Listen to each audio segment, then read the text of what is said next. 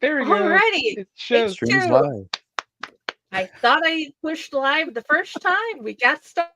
Let's try this again. Because let's see if I don't fall on my face this time.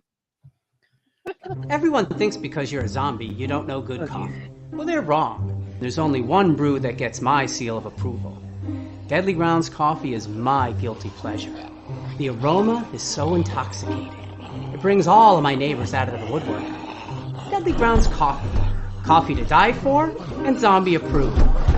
It's good to get a little deadly. Use the front door! Oh, they're so disgusting.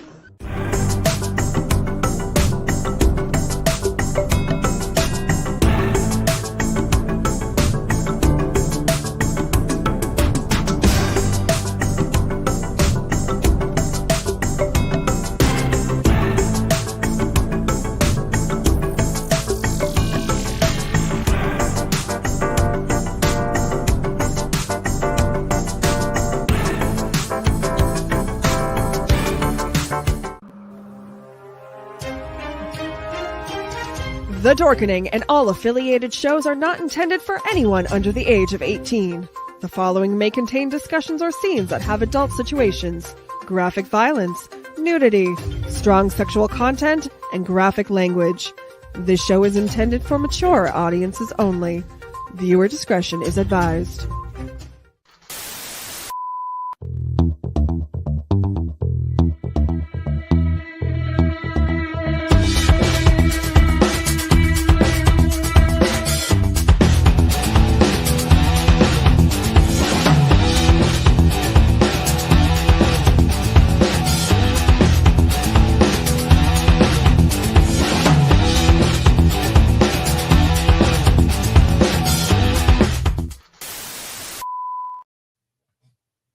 Okay, welcome back to Unprinted Pages for take 2.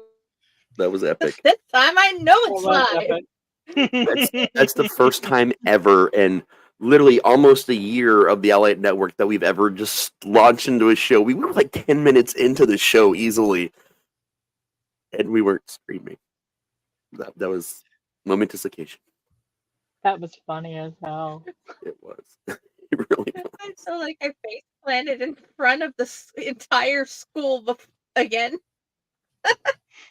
Well, let's try this again. Welcome back to Unprinted Pages. We are having a special episode tonight. We're having the Fae Propaganda release party. Woo-hoo! And we have some amazing authors. 6 of the authors from the Fae Propaganda anthology. We have Rasty Slasher. Dr. Rasty Slasher. Okay, the doctor is him, Dr. Rasty Slasher. Welcome to the show. We have Michael Guzman. Good evening, everybody. I have loved his work since his Shaman Boy story. We have Ronald W. Gillespie Jr. Welcome to the show, doctor, Ronald. but I like to play doctor. Does that count? And then we have Patricia Harris and Serena Mossgraves. One and welcome both. to the show.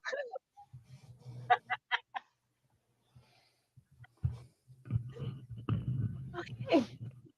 Was it hard to write a fairy story, Raz?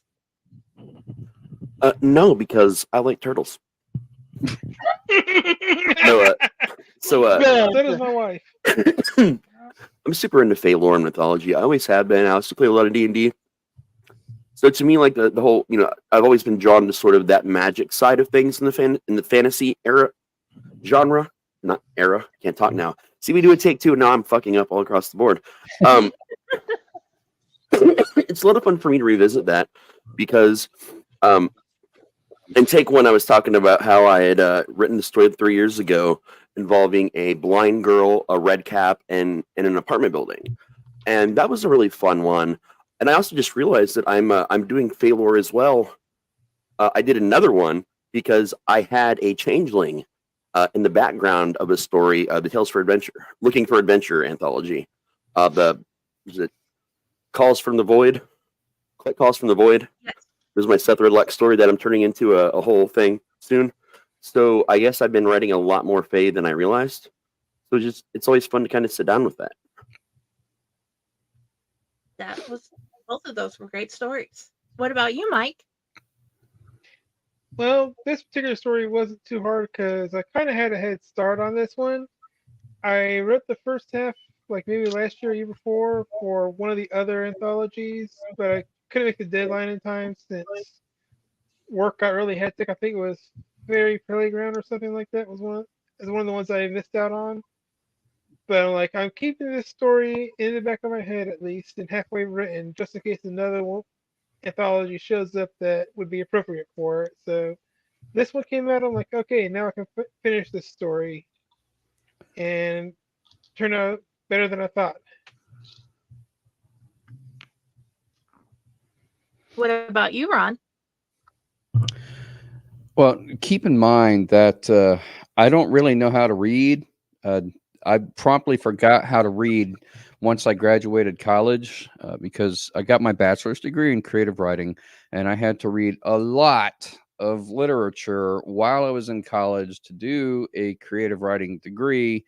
And I got so burnt out on reading that I promptly stopped reading as soon as I graduated.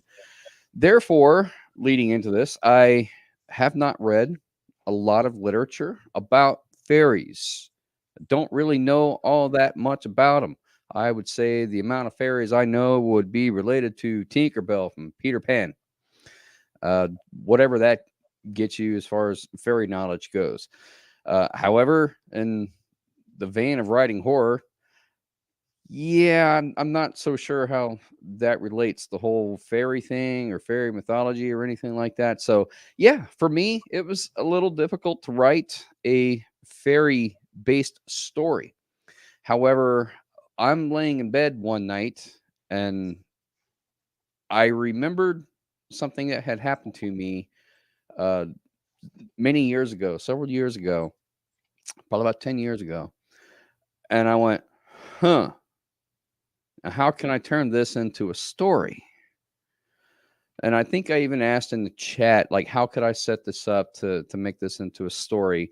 I don't recall if anybody ever actually answered the question, but I played around with it and thought, how can I turn this into a story? And next thing you know, I came up with the brothers, Rafe and Arlo Arrington, who were in danger of losing their estate and thought they would try to find themselves a fairy that they could make a wish in order to save their estate, and that's how the story came about. But it is actually inspired by a true event.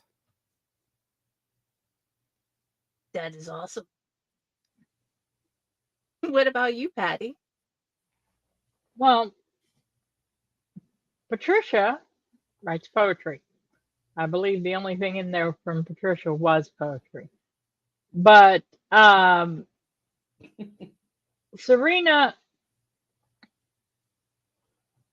loves writing retellings of fairy tales. So for me, it's kind of one of those, it's fun.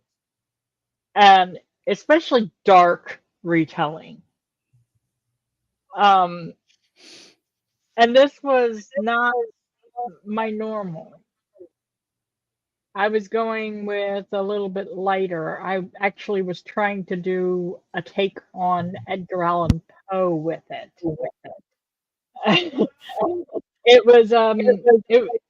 It was me taking the Mask of the Red Death and seeing what I could do with it.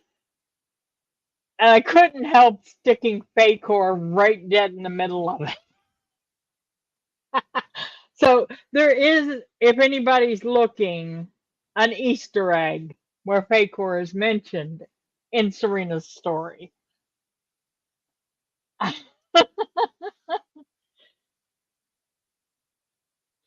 You could tell from my question that I found it, couldn't you?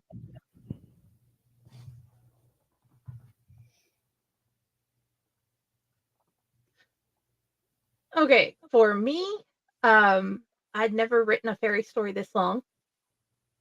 It's usually like a few lines for a little kid play, and because that's what I would do with the kids thanks Tinkerbell. And this time I really wanted to be part of the anthology. So it started with a snippet from a Fae romance book. And then I'm like, ooh, I like that. But I want to make it something I can do. The book was awesome, but I'm hoping my story is good too.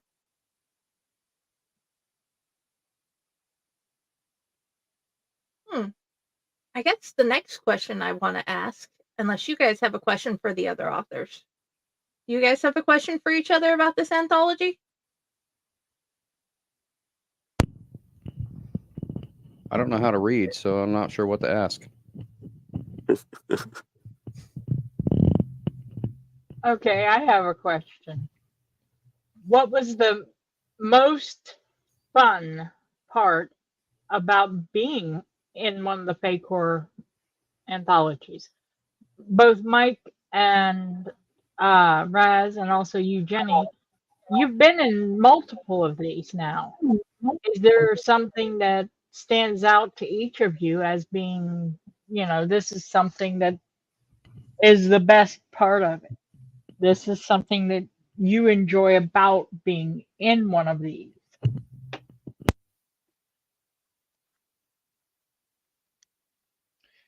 Who would you like to start, I Patty? like. Okay. I guess go ahead, Mike. Seems like Mike's willing to go first. So. Sorry. As for me, I like the fact that start off with just Patty and then eventually Jenny, like just the confidence to help bring out in me that, like, yes, somebody who's never taken formal creative writing classes that just originally wrote fanfics for fun and stuff can like write original stories and get them published, and people will like them. And we're also forming a community of people that support each other. I love it.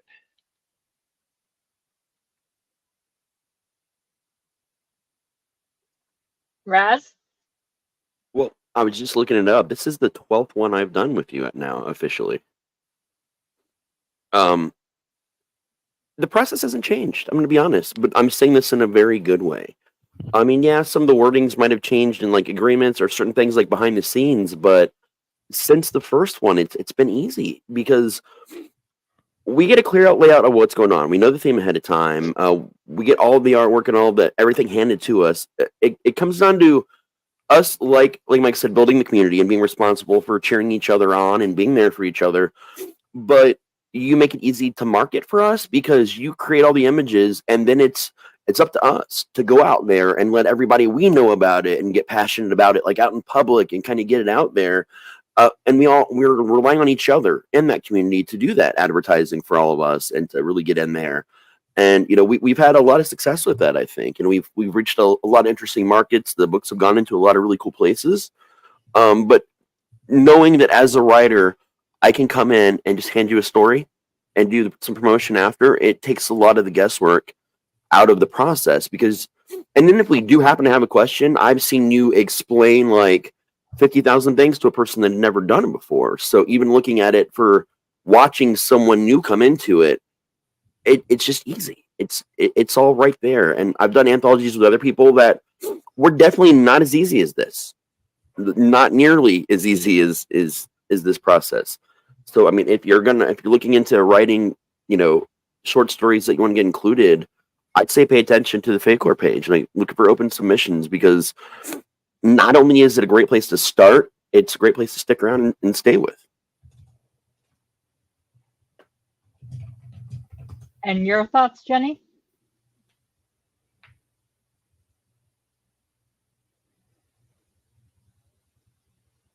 You are muted, Jenny. Thank you. You were willing to take where I was at my writing and help me get better. You didn't tell me, come back when you become a better writer. You said, okay, I'll help you be a better writer. I'll help you get to where you can do this better. And I started finding an amazing community that I could talk to. I've loved Fae Corps, and one of the best things that I've ever happened for a convention. And I started out writing like Mike. Shoot, the word escaped my mind.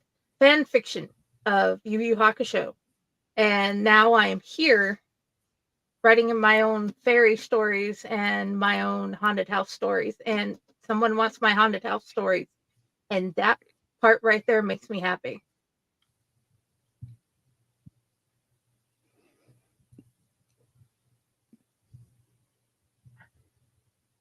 If out of all of the stories that you have ever written, you could go into any of them.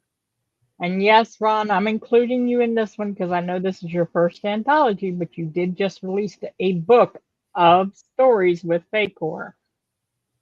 If out of all of them you could go into any of them, which one would you go into? I'm going to start with Ron because I want to know his answer, and he didn't really have one for the last one. If I could go into any anthology, is that what you're asking? Any of your stories, anything that you have personally written. If I could be a character in any of my stories, which one would I go into? Wow, that's a tough one since I write horror where people die horrific deaths and it's very gory. I'm not entirely certain I would want to be a character in any of my stories. That being said, however, I have an idea that's been percolating in my mind for a while on something that I want to write that I think, if any of them, that would probably be the one that I would want to be a character in it. I don't want to give too much away about it because I haven't even started writing the story, but it is, it's about a man who, his mother was a witch. She tried to do a ritual to bring her or to communicate with her husband across the afterlife and inadvertently summoned a demon, which a greater wizard, sorcerer, head of the coven, bound into the mother's baby. And he grew up with this demon bound inside of him, which allows him special powers and demon sight, things like that. But he's a perfectly normal person, just not possessed because he has free communication with this demon. And there's a lot more to it, but I don't want to go into detail. But I have this whole idea for a story in my head. And it's something that I'm actually thinking about making into a series, as long as I can come up with enough storylines and plots to make that happen. But yeah, I think that would be the one that I would go into. And if I can, Patty, I'd like to get back to your first question, which you asked Mike and Raz and Jenny about what's your favorite part of it. And for me, it's the opportunity.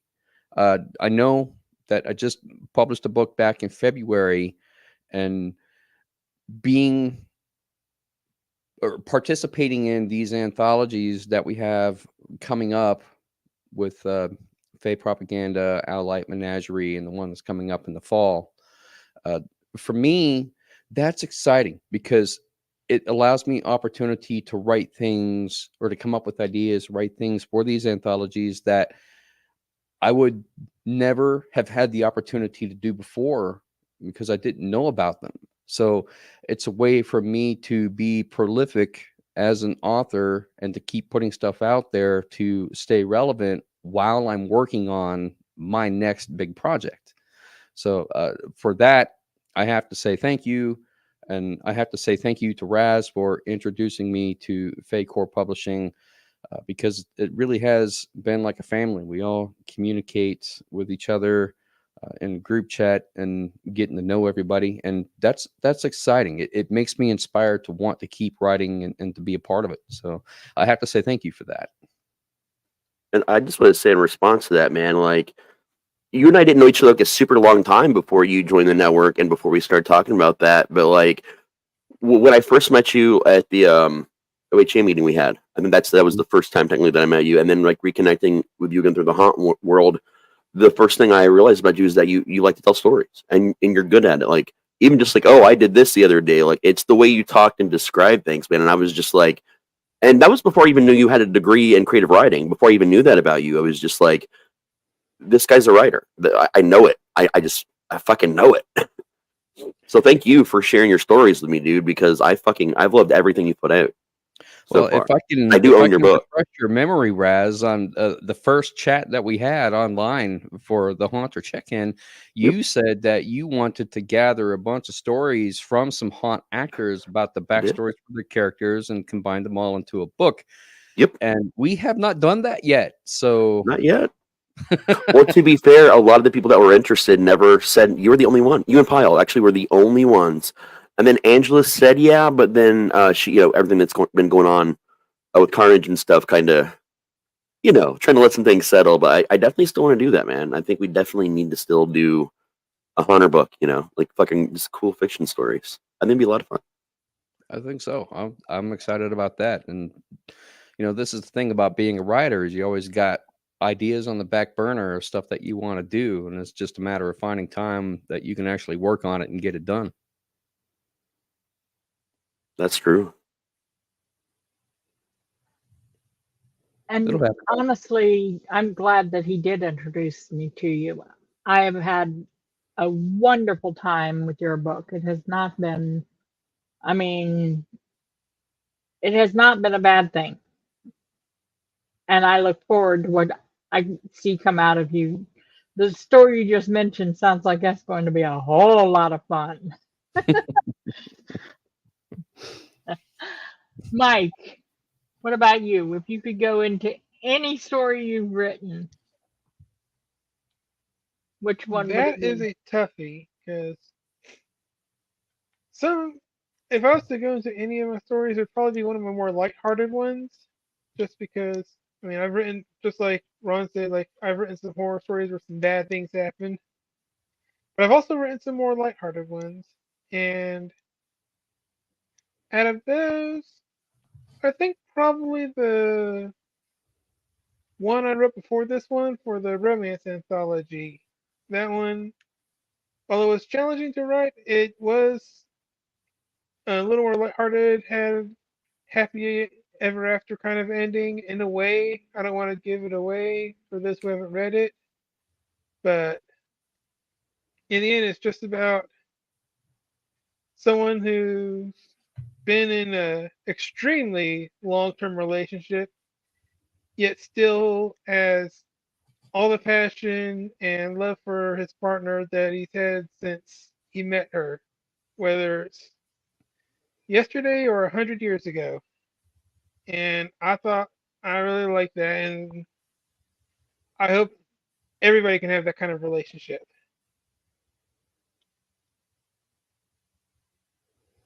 Yeah, I'm still looking. Raz, what about you? All of them. That's the easiest question you could ever ask me, because every fucking thing I write takes place in the same world. It's Riverside, Ohio, or around it, and that's where I was born and raised. So I lived that. I lived a lot of the side events and the background events that happened. All those things. Those were all real things. A lot of the people, right down to their names, the spellings, and everything, are real people that really have those personalities and like that kind of music, etc., etc. So I just turned the real into surreal, I guess, in a way, in my own neurodivergent way. So, and I still live in that world, because the haunt is 5 minutes down the street. Actually, if I walk to the other side of the parking lot, I'm in Riverside. The side of the parking lot that we're in is Dayton. So it's, I basically still work in Riverside. So does this mean we have a Dr. Slasher shared universe? All the Oh, yeah. wrote? Yeah, it's a 100%. It's the Riverside universe. Yeah, it's all one thing, man. It's Okay. weird. Like, I think I have a couple stories that technically take place outside of Riverside, but there's tie-ins. One happens in a completely different state, But that's one that I'll talk about later. It's connected to a different place, but even it has ties into Riverside characters. Jenny, I have a feeling I know what you're going to say, but I'm curious. The day after we laid her to rest would be the one I would like to go to. It's based on a time period of my life I'll never be able to go back to. I can't even go back to the house because it burnt down. I would love to go see the people one more time. A lot of them have passed away. That some of those characters are based on. Yeah, I'd choose that one. And I'm very sad now. I just found out this is the last of my Deadly Grounds cold brew. Aww. You can order more. It's not like they're a sponsor or Order anything. more, but yeah, but I figured I'd remind people to make their own iced coffee with Deadly Grounds. It's easy. Yeah. But anyway, now that I said, hey, talk about one of our sponsors, let's continue. Any other questions, Patty? No, but I think I'd like to answer my own. If I actually were to go, if I were actually to go into any of the stories, for Patty, it's easy. The sugar stories are my own. They are the life I've lived. The Where are Sugar? Because they were the stories I wrote about my daughter and her escapades when she was growing up. So that's me. Going back would be just going back to her as a baby. As Serena, though, I would love to go into the world where the junkyard zombie is set, because I would absolutely love to go zombie killing.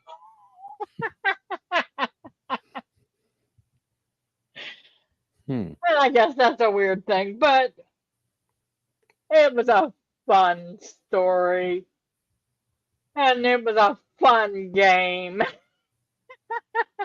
You got that right, Mike. Double tap. I got one question. What story did you think I was going to say, Patty? I expected you to say Friday. I expected you to say the one with Friday. I love Friday, but most of that was nightmares I literally woke up in the middle of the night having. Or Those are some of the part of best us stories. actually went through. I don't want to do that again. What do you think my book is about? Well, so is mine. I just didn't call it nightmares.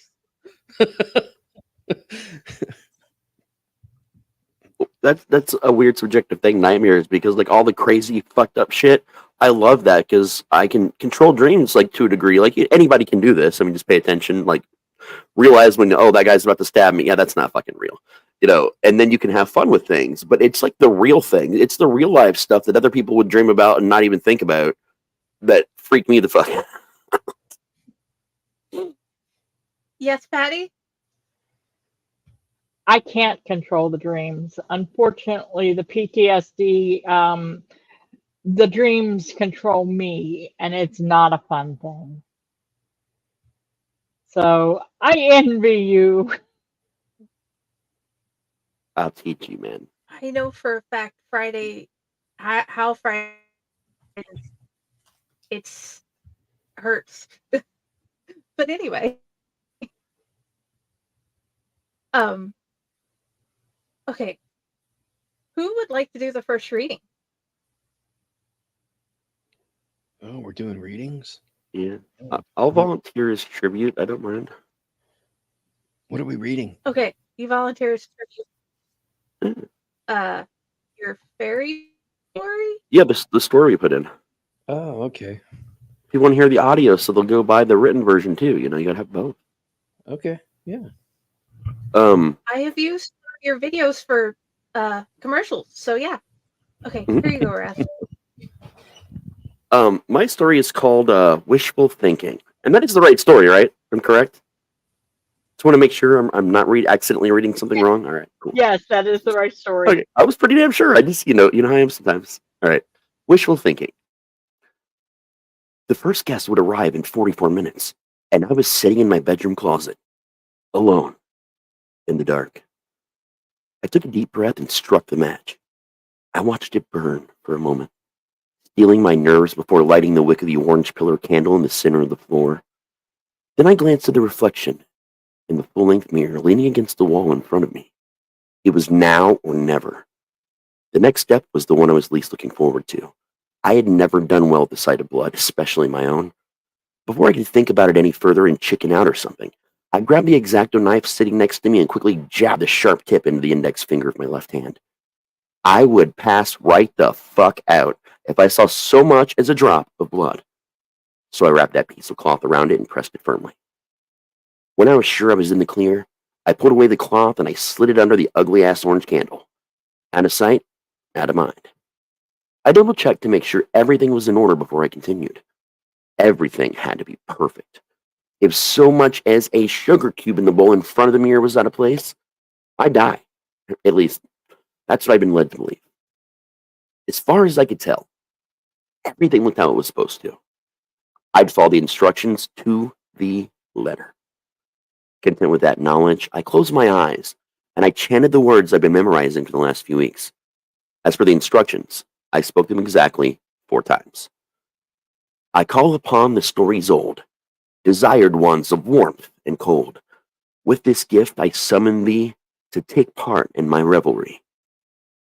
Now I just had to stare at my reflection in the mirror for 4 solid minutes, in silence, before I could make my wish. Do you have any idea how long 4 minutes is? I do. Yeah, it's an eternity. A lot of things could still go wrong at this point. There are a lot of weird contingency plans in the ritual instructions I found on Reddit. They were supposed to help you avoid negative outcomes, but they weren't always clear. Most of those instructions only worked in the earlier stages of the ritual. They would tell you how to end the ritual in the event you couldn't light the candle in 4 tries, or if you saw a reflection in the mirror that wasn't your own, weird, trivial shit like that. They were supposed to be signs you were in danger, or maybe they just didn't want to hang out and be bothered by a couple of people in dark closets. I don't know. I can't say I blame them. When my 4 minutes were up, I pulled out my iPhone and popped into my notes. I had gone to great lengths to craft it carefully and eliminate any loopholes they could use against me. They loved twisting your words around and turning your hopes and dreams into a shit show.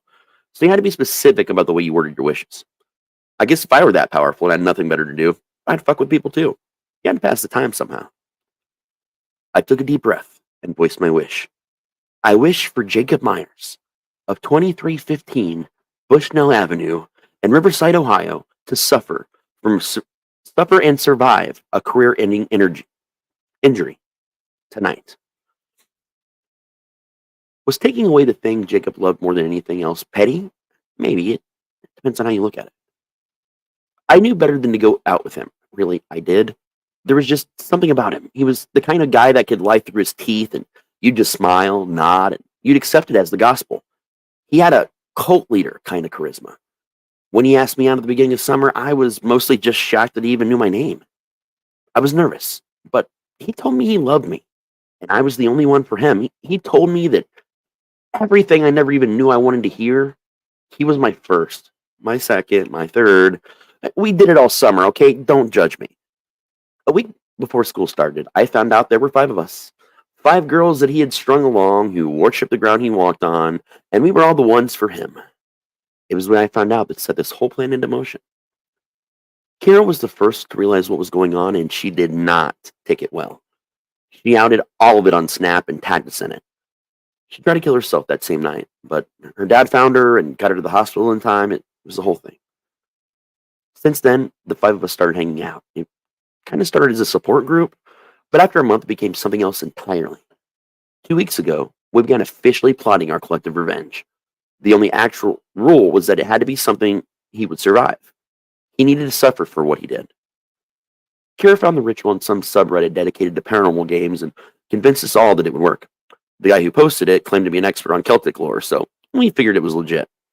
I volunteered to be the one to try it out. I didn't believe any of this bullshit anyway. To be honest, the thought of it was kind of empowering. Even if nothing happened, I felt like I was taking back the weird power he had over me. We all were. Something rustled just behind me. By the time I looked back, there was nothing there. I ignored it and turned back to face the mirror and finish the ritual. I noticed the cloth with my blood on it was missing, and the bowl of sugar cubes was empty. Weird, but whatever. Before I could process any of that, my reflection shifted in the mirror. It was still my face, but I had no control over it. It grinned at me with a chilling level of sadistic satisfaction and said only one word before the candle went out and darkness consumed me. Granted. I felt heaviness in my chest. Of all the outcomes I expected, this had not been one of them. This party was about to get a lot more interesting. The other girls knew not to show up early, and I doubted any of the guests would.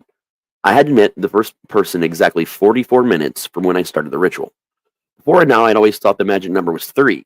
Either I was wrong or, I don't know, maybe the fairies didn't get the memo. My thoughts turned back to that asshat Jacob. Not all of us had been wined and dined by him or had that magical summer fling we thought would never end. Actually, it seemed like only Kate and I had gotten the whole boyfriend experience. For Beth and Charlotte, it was just a one-night stand. More of a booty call, really. There'd been a promise to call in the morning, but Jacob wasn't so good on follow-through. It took some time before Carrie felt comfortable enough to fill us in on her particular tragedy.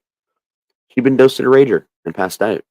The next thing she knew, Jacob had half her clothes off and was going to town on her in some random room at the evening's party house. I know all the details, but I'm not going to go into any more than that. There's some things you just don't write. After that, she was threatened to keep her mouth shut by some of the cheerleading squad. That made me wonder how deep all of this went. The other guys on the team definitely knew about all this too. Based on the various responses to Kira's snaps, it seemed like probably almost half the school knew about it. What about the coaches, the teachers? And Riverside football seems to be more important than local politics. Was everyone just trying to cover up for their QB hero? The whole thing makes me sick to my stomach. I'd gone so deep into thought I'd lost track of time. I'd have probably zoned out for a lot longer if the doorbell hadn't rung. In a panic, I yanked myself out of my pocket, just in time to check as I ran to the door. I'd come this far, and I had no intention of fucking this all up now. I sighed in relief. Seeing that I still had 2 minutes, I glanced through the window, and the door confirmed it was my girls. I was greeted with haunted eyes and stoic nods. I waited until that 44-minute mark on the dot, and I let them inside. After assuring them multiple times that everything was good to go, a nervous energy took over the room.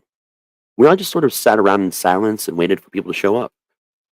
And half an hour felt like yet another eternity. I'd expected this, though. No one worth partying with ever really showed up on time, and we'd only invited the kind of people that understood the unwritten rules, the kind of people that needed to be taught a lesson or two. Jacob was the last person to show up, of course, around an hour into the party. Well, other people I recognized anyway. Another 5 people came in after he did. None of them were familiar to me or any of the girls, but each gave me an exaggerated wink when I let them in. I can't even properly describe any of them. They looked so different from everyone else, or maybe they just felt different. Even that's hard for me to explain now. They felt on the party like social piranhas, immediately capturing the attention of scattered cliques. Within minutes, they were telling stories, singing songs, juggling, dancing. I'd never seen anything like it. None of us had. It was Kira that recognized the Fae for what they were and pulled us in. I didn't think they'd come in person, but here they are. Keep your distance unless they approach. Remember, remain polite and thankful, but whatever you do, don't accept anything from them. I think we're probably in the clear here, but let's play it safe, Naomi explained. She was mostly just reminding us of what we'd learned about the Fae when we first started planning all this. Naomi insisted upon the research, just in case. She's right, though.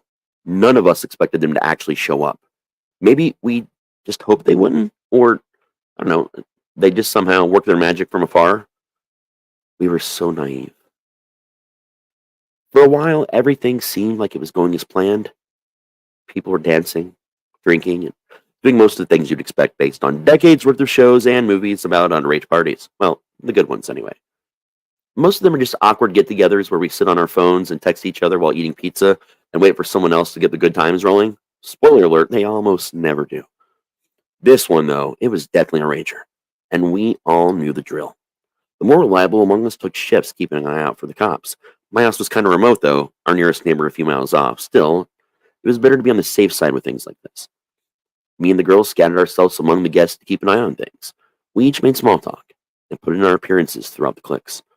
We cycled throughout the entire house, only to do it all over again, giving one another a knowing look when our paths crossed. My house is pretty huge, so the cycle can take a little while. On my third cycle, Jacob cornered me on my way out of the first floor bathrooms by the laundry room. I knew this would happen at some point. It was something we'd all prepared ourselves for. "Hey, Abs," Jacob all but screamed over the music. It was one of those embarrassing moments when you're screaming over the music and it stops halfway through between songs. I don't think he noticed, though. And if he did, he didn't care. Jacob wasn't the kind of guy that felt things like embarrassment. He'd always acted like he was above all the things us commoners had to deal with.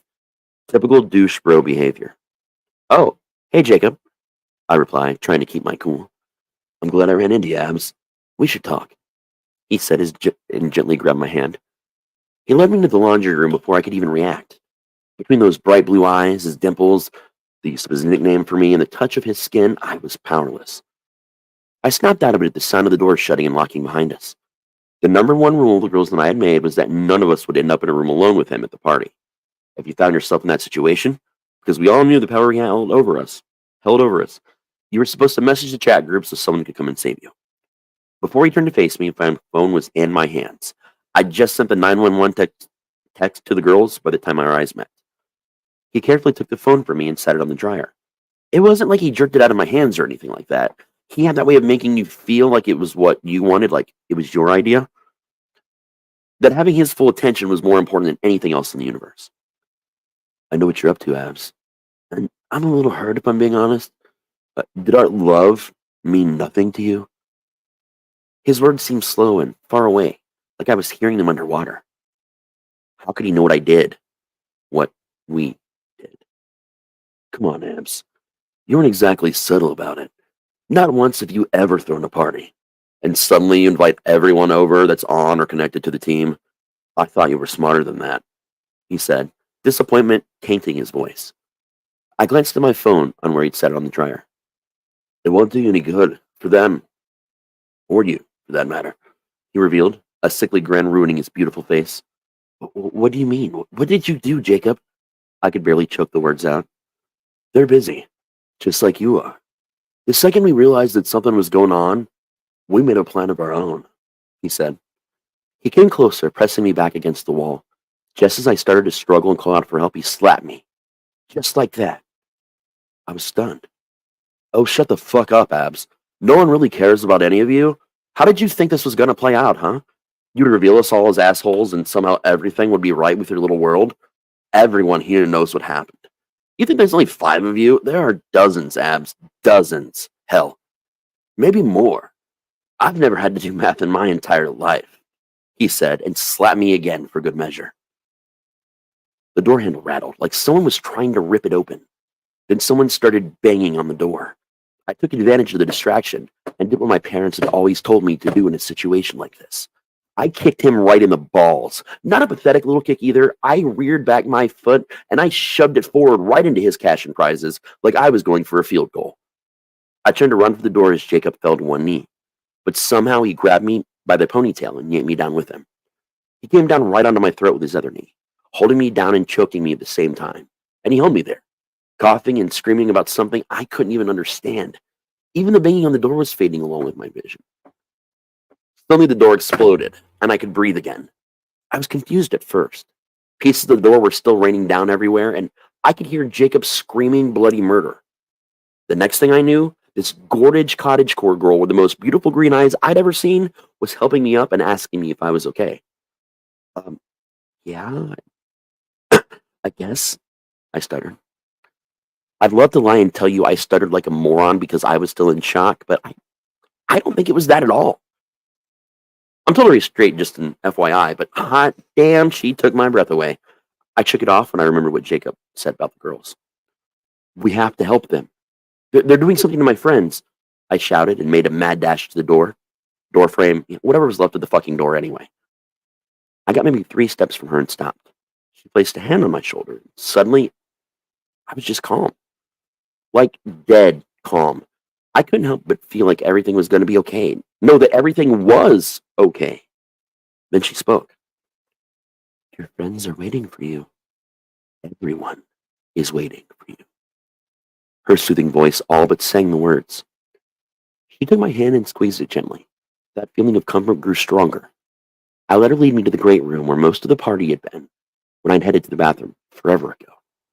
Music still played, but the scene before me was one out of a nightmare. I'll try to explain it the best I can. So half the people there were eating and drinking. By that, I mean a gluttonous act where they were putting liquids and solids alike down their throats, whether or not it fit. They were choking as they crammed it in, vomiting it up, and doing it all over again. A few of them were shirtless, and you could actually see how swollen their stomachs were becoming, like they'd burst at any second.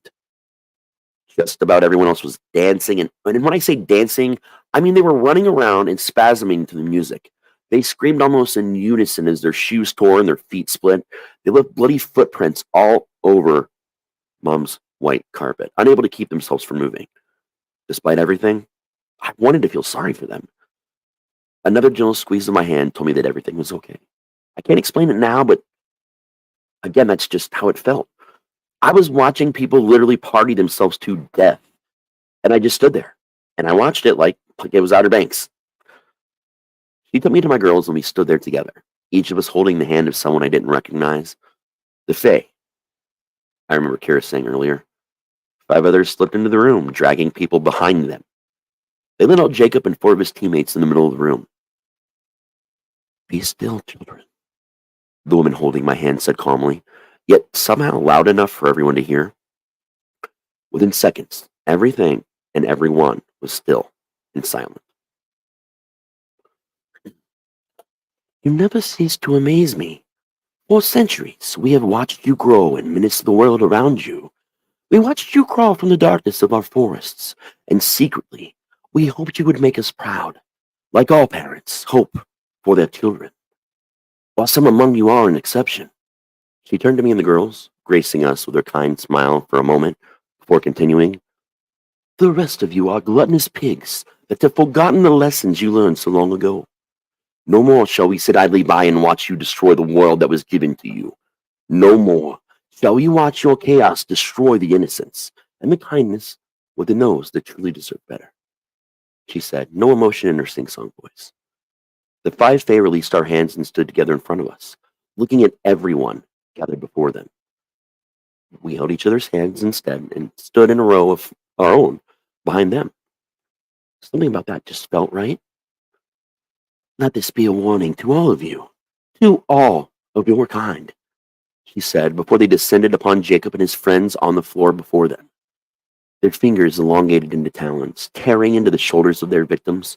They tore the flesh that covered the brachial plexus and played their nerves like banjos before shredding them as the boys shrieked and begged them to stop. There was no emotion in this for them. It was like watching the lady at the dry cleaners fold people's clothes. It was just a job that had to be done, just as it had been a million times before and would be done a million times more. Really the only way I could explain it. When they were done, everyone came to their senses all at once.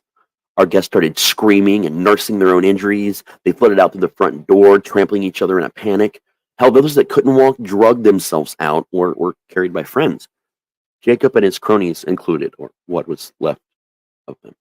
Before long, it was just us and the Fae. Well, ladies, I hope it was everything you wished for. If you need us again, you know how to reach us. She winked, her green eyes twinkling, and just like that, they left, and they left us there to clean up the mess we'd made for ourselves. The cops showed up a few hours after that. Blood and all kinds of gross shit was everywhere, and there we were, just sitting on the floor, holding hands in shock. More than half of our guests, and I use that term lightly, guests were hospitalized. No one, my girls included, remember what happened, only that it had happened at the party.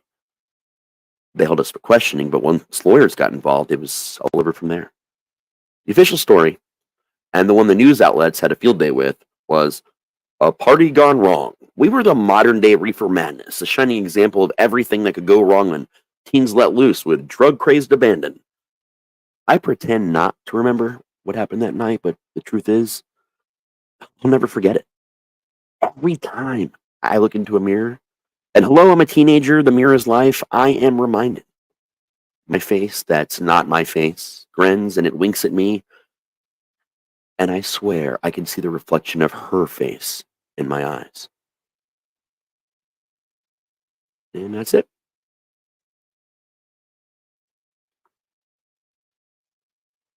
I still think that's a beautiful story.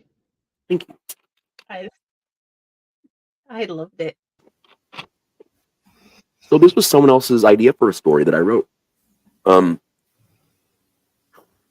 original version of this happened right after I did the first anthology with you, and it was an idea that Michelle had, where she wanted me to do a Fae story with sort of a.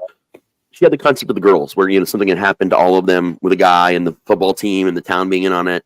And at the time, I also really wanted to do a story about paranormal games. Like that's kind of. So I just took what I wanted to do with her whole concept, and Fae included, because her and I both love Fae.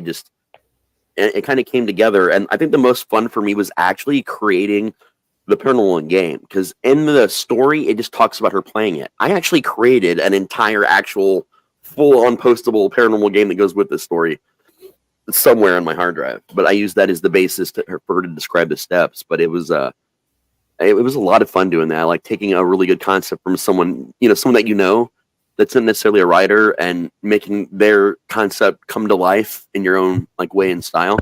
So it's kind of like an exercise of something I'd never done to do. So like this story definitely means a lot to me because of that. I love how you mix creepypasta and Fae. Yep. I actually took our paranormal games. The Reddit section for that was, but that and creepypasta are definitely my influences here, and of course Michelle, who I did dedicate the story to in the book. Oh yeah, and I appreciate it.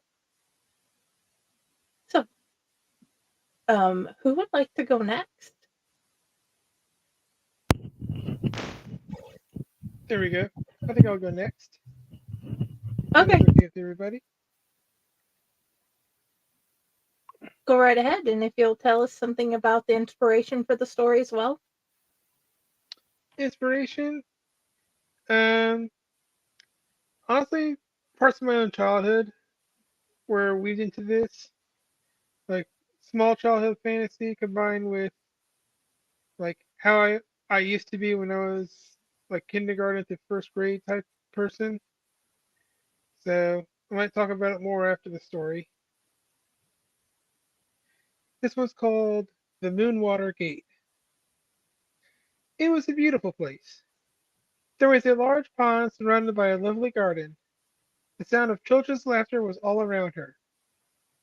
Though it was night time, the place shined brightly with a blue glow all around. She looked up to see where the light was coming from, but a loud voice pierced its way through. Sarah, Sarah, wake up, dear. The voice of her mother woke Sarah up from her dream. She sat straight up in her car seat, rubbing her eyes. We're almost there now. You're going to love this. You missed most of the trip, though. Maybe you can see more on the way home next week, her father chimed in. Sorry, Daddy, Sarah said in a sing-song voice. Don't worry about it. I know what long car rides do to you, her father let out a good-natured chuckle. There it is on the left. He pointed out the window with one hand as he kept his other on the steering wheel. There was a large hill, covered in luscious grass with a long gravel trail running down it, and a rather large house at the top. Sarah's father slowed down the car and turned into the driveway. Sarah grinned at hearing the crunch of the gravel beneath the tires. A new experience for the girl who lived in New York. Excited to see Grandma? Sarah's mother asked with a smile. Haven't seen her since your birthday. That was a whole half a year, Sarah chimed in. You're also going to meet your cousins, her father added, for the first time. They're close to your age, though, so I hope you can be friends with them. I don't know about that, Sarah said sadly. What if it's like school? Sarah's parents frowned. Their hearts went out to their child, knowing she had a hard time this past year in kindergarten making friends with her classmates. It won't be. This isn't school, it's Grandma's house. It's always fun, her mother said with a little extra enthusiasm she hoped would catch. And they're your cousins. I'm sure they'll like you, her father added. Here we are. He smiled as he pulled up to his mother-in-law's carport, pulling the parking brake as there was still an incline, and shutting the engine off. Soon after, a screen door popped open and a woman walked out faster than her age suggested. The lines on her face looked as if they were as much from smiling often as from passing middle age. You're here, she called out excitedly. Grandma, Sarah called out to her, bouncing in her car seat. Calm down, silly. Let us get you out of your car seat first, Sarah's mother laughed as she and her husband undid their seatbelts and unlocked the doors. I can do that myself now, Sarah insisted, unbuckling her own seat. You'll still have to wait for me to open your door, though, her dad said, grateful to whomever invented child safety locks. As soon as he did, though, Sarah shot off like a rocket towards her grandmother, who bent down to her level with open arms, laughing as Sarah collided and hugged her at once. Take it easy on your grandmother, Sarah's mom chided. Oh, it's all right, Sarah's grandmother laughed, getting up and picking up Sarah as she did so. She's getting so big, there'll be a day when I can't do this with her. Never, Sarah insisted. I'll never grow up, just like Peter Pan. Peter Pan, huh? That's one of my favorite stories too, her grandmother replied. Did you know it's even older than the movie? Wow, that is old, Sarah exclaimed. Older than me, her grandmother winked, causing the little girl to gasp in surprise. I have the book. I can read it to you after dinner tonight, she offered. Sarah shook her head rapidly. Did you want a snack? I bet you're hungry after the long trip, and dinner's not for another 3 hours. Can I? She looked to her parents. Well, since we're on vacation, her father pretended to look off in thought. Please? Sarah asked, clasping her hands together. Okay, her father replied. Come on in. Your mom can help with the snacks while your dad brings your things in, her grandmother said. A few moments later, the kitchen at grandmother's table had a plate in the center with a half-dozen half sandwiches circling it, and some juice for Sarah and coffee for the adults. Glad you guys made it safe. Will you be staying the night, or will you start off the rest of your trip after dinner? Grandmother asked. We didn't want to impose, so she'll have Sarah and her cousins over for the week. We have a hotel for tonight before starting off tomorrow morning, Sarah's father explained. Have they arrived yet? Sarah's mother asked. They should be here closer to dinner, grandmother replied. You'll love them, Sarah, she smiled. I don't know. Sarah looked down at her feet before taking a sip of her drink. She's a little nervous, her father whispered. It's okay to be a little nervous when meeting new people, grandmother replied. I was a shy kid, too. Really? Sarah asked. Yeah, I know your teachers probably expect you to be friends with your whole class, but it's not as easy as they say it is. You just need to meet the right kind of people first. And my cousins are? Sarah asked. I hope so. They also seem to have trouble making friends. Maybe if you hang out together, you can also learn to make new friends when school starts back up after the summer. Okay, I'll try, Sarah sighed. May I be excused, please? Sure. I don't have much in the way of television, but I know you also like books, and I have plenty. Feel free to look around. I like to talk with your parents anyway, and I know grown-up stuff can be boring for kids, so go have fun, grandmother insisted. Sarah smiled, pushed herself off her chair, and headed to the living room of her grandmother's house. She noticed the bookshelf when they first entered the home and was eager to browse her collection. She saw some pretty thick and heavy books at the top rack, way out of her reach anyway, so she looked closer to her own eye level. She saw a few books they already read in school, so she didn't want to look at those again, but then several caught her eye. The works of Hans Christian Andersen, The Arabian Nights, Grimm's Fairy Tales, Peter Pan, Wizard of Oz. Sarah's eyes widened as to how many books actually came after that last one. I thought the movie was long, she gasped. Grandma promised to read Peter Pan later, so I'll pick another, she decided, picking up the collection of Hans Christian Andersen to read. She was getting engrossed in The Nightingale when there was a knock at the door. I'm coming, Sarah heard her grandmother call out. She and Sarah's parents all went to the door, and waiting were another couple with two kids in tow. A boy that looked close to Sarah's age and a girl that was younger than both of them. Sarah, come and meet your aunt and uncle and cousins, her father called out to her. Sarah put the book down and approached slowly as her parents exchanged hugs with her aunt and uncle. This is Aunt Dee and Uncle Robert, Sarah's mother introduced, and their kids are Mark and June. They're your cousins, she smiled. Nice to meet you. She held out her hand politely to her extended family. What a proper young lady. Uncle Robert smiled and shook her hand. Can I have hugs? Her aunt asked with a small smile. Okay. Sarah smiled and gave her aunt a small embrace. What's your name? June asked when Sarah pulled away from her aunt. Sarah, she smiled. What are you doing? The younger girl asked. Reading, Sarah replied. What are you reading? Mark asked. Come on, I'll show you. Sarah smiled eagerly and led her cousins to the bookshelf with the collections of fantasy and fairy tales she was browsing earlier. So many fairy tales, June grinned. I know, Sarah smiled back at her. Fairy tales? That stuff's for babies, Mark said with a sour note in his voice. Where are the good books? These are good books, Sarah insisted. How old are you anyway? Mark asked. 5.5, Sarah called back.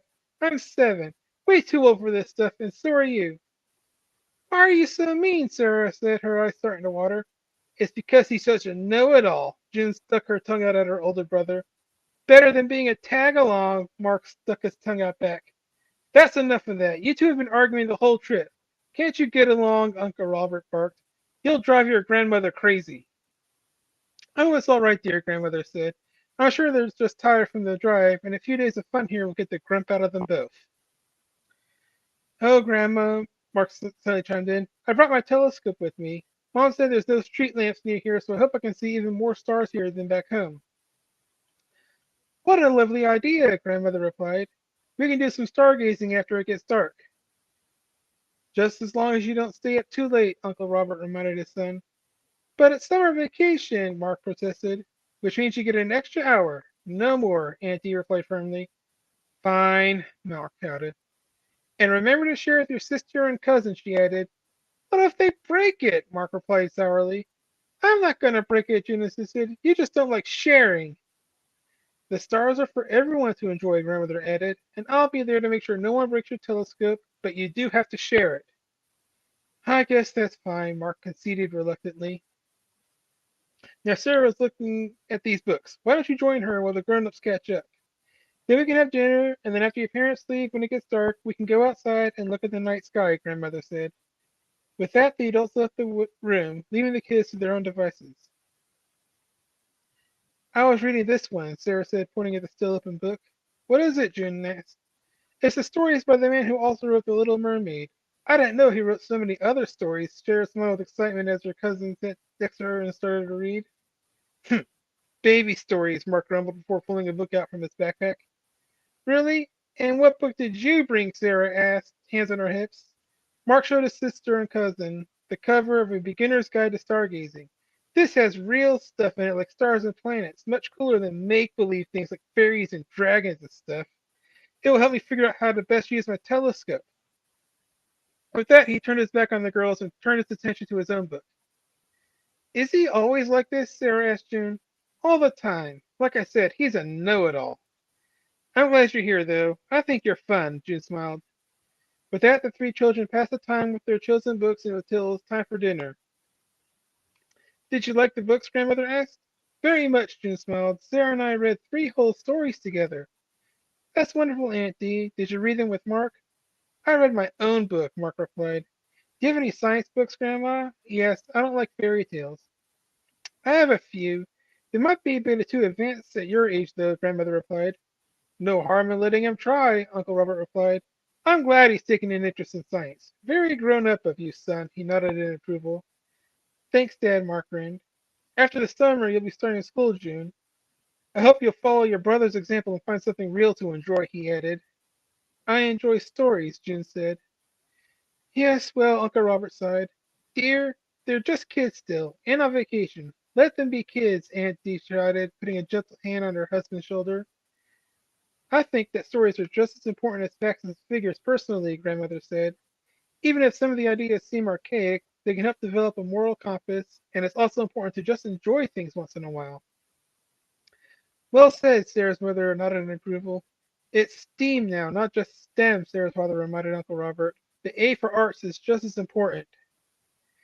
I suppose, Uncle Robert said, realizing he was outnumbered on this issue at the moment. Even adults need to have fun once in a while, Grandmother added, smiling to her grandchildren. That's why you're staying here while they go do their own thing.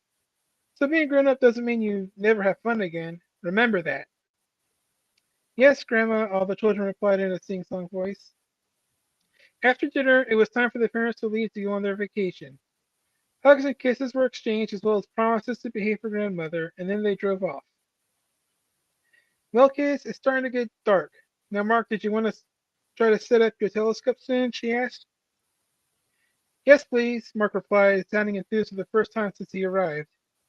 With a small laugh, grandmother led the kids through her house to the back, which had a wide open yard with a pond and a couple hundred feet away.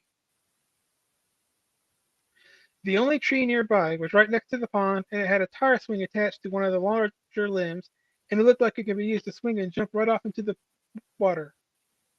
Grandmother had the kids bring a child-sized folding canvas chair on the way to set up their observation point.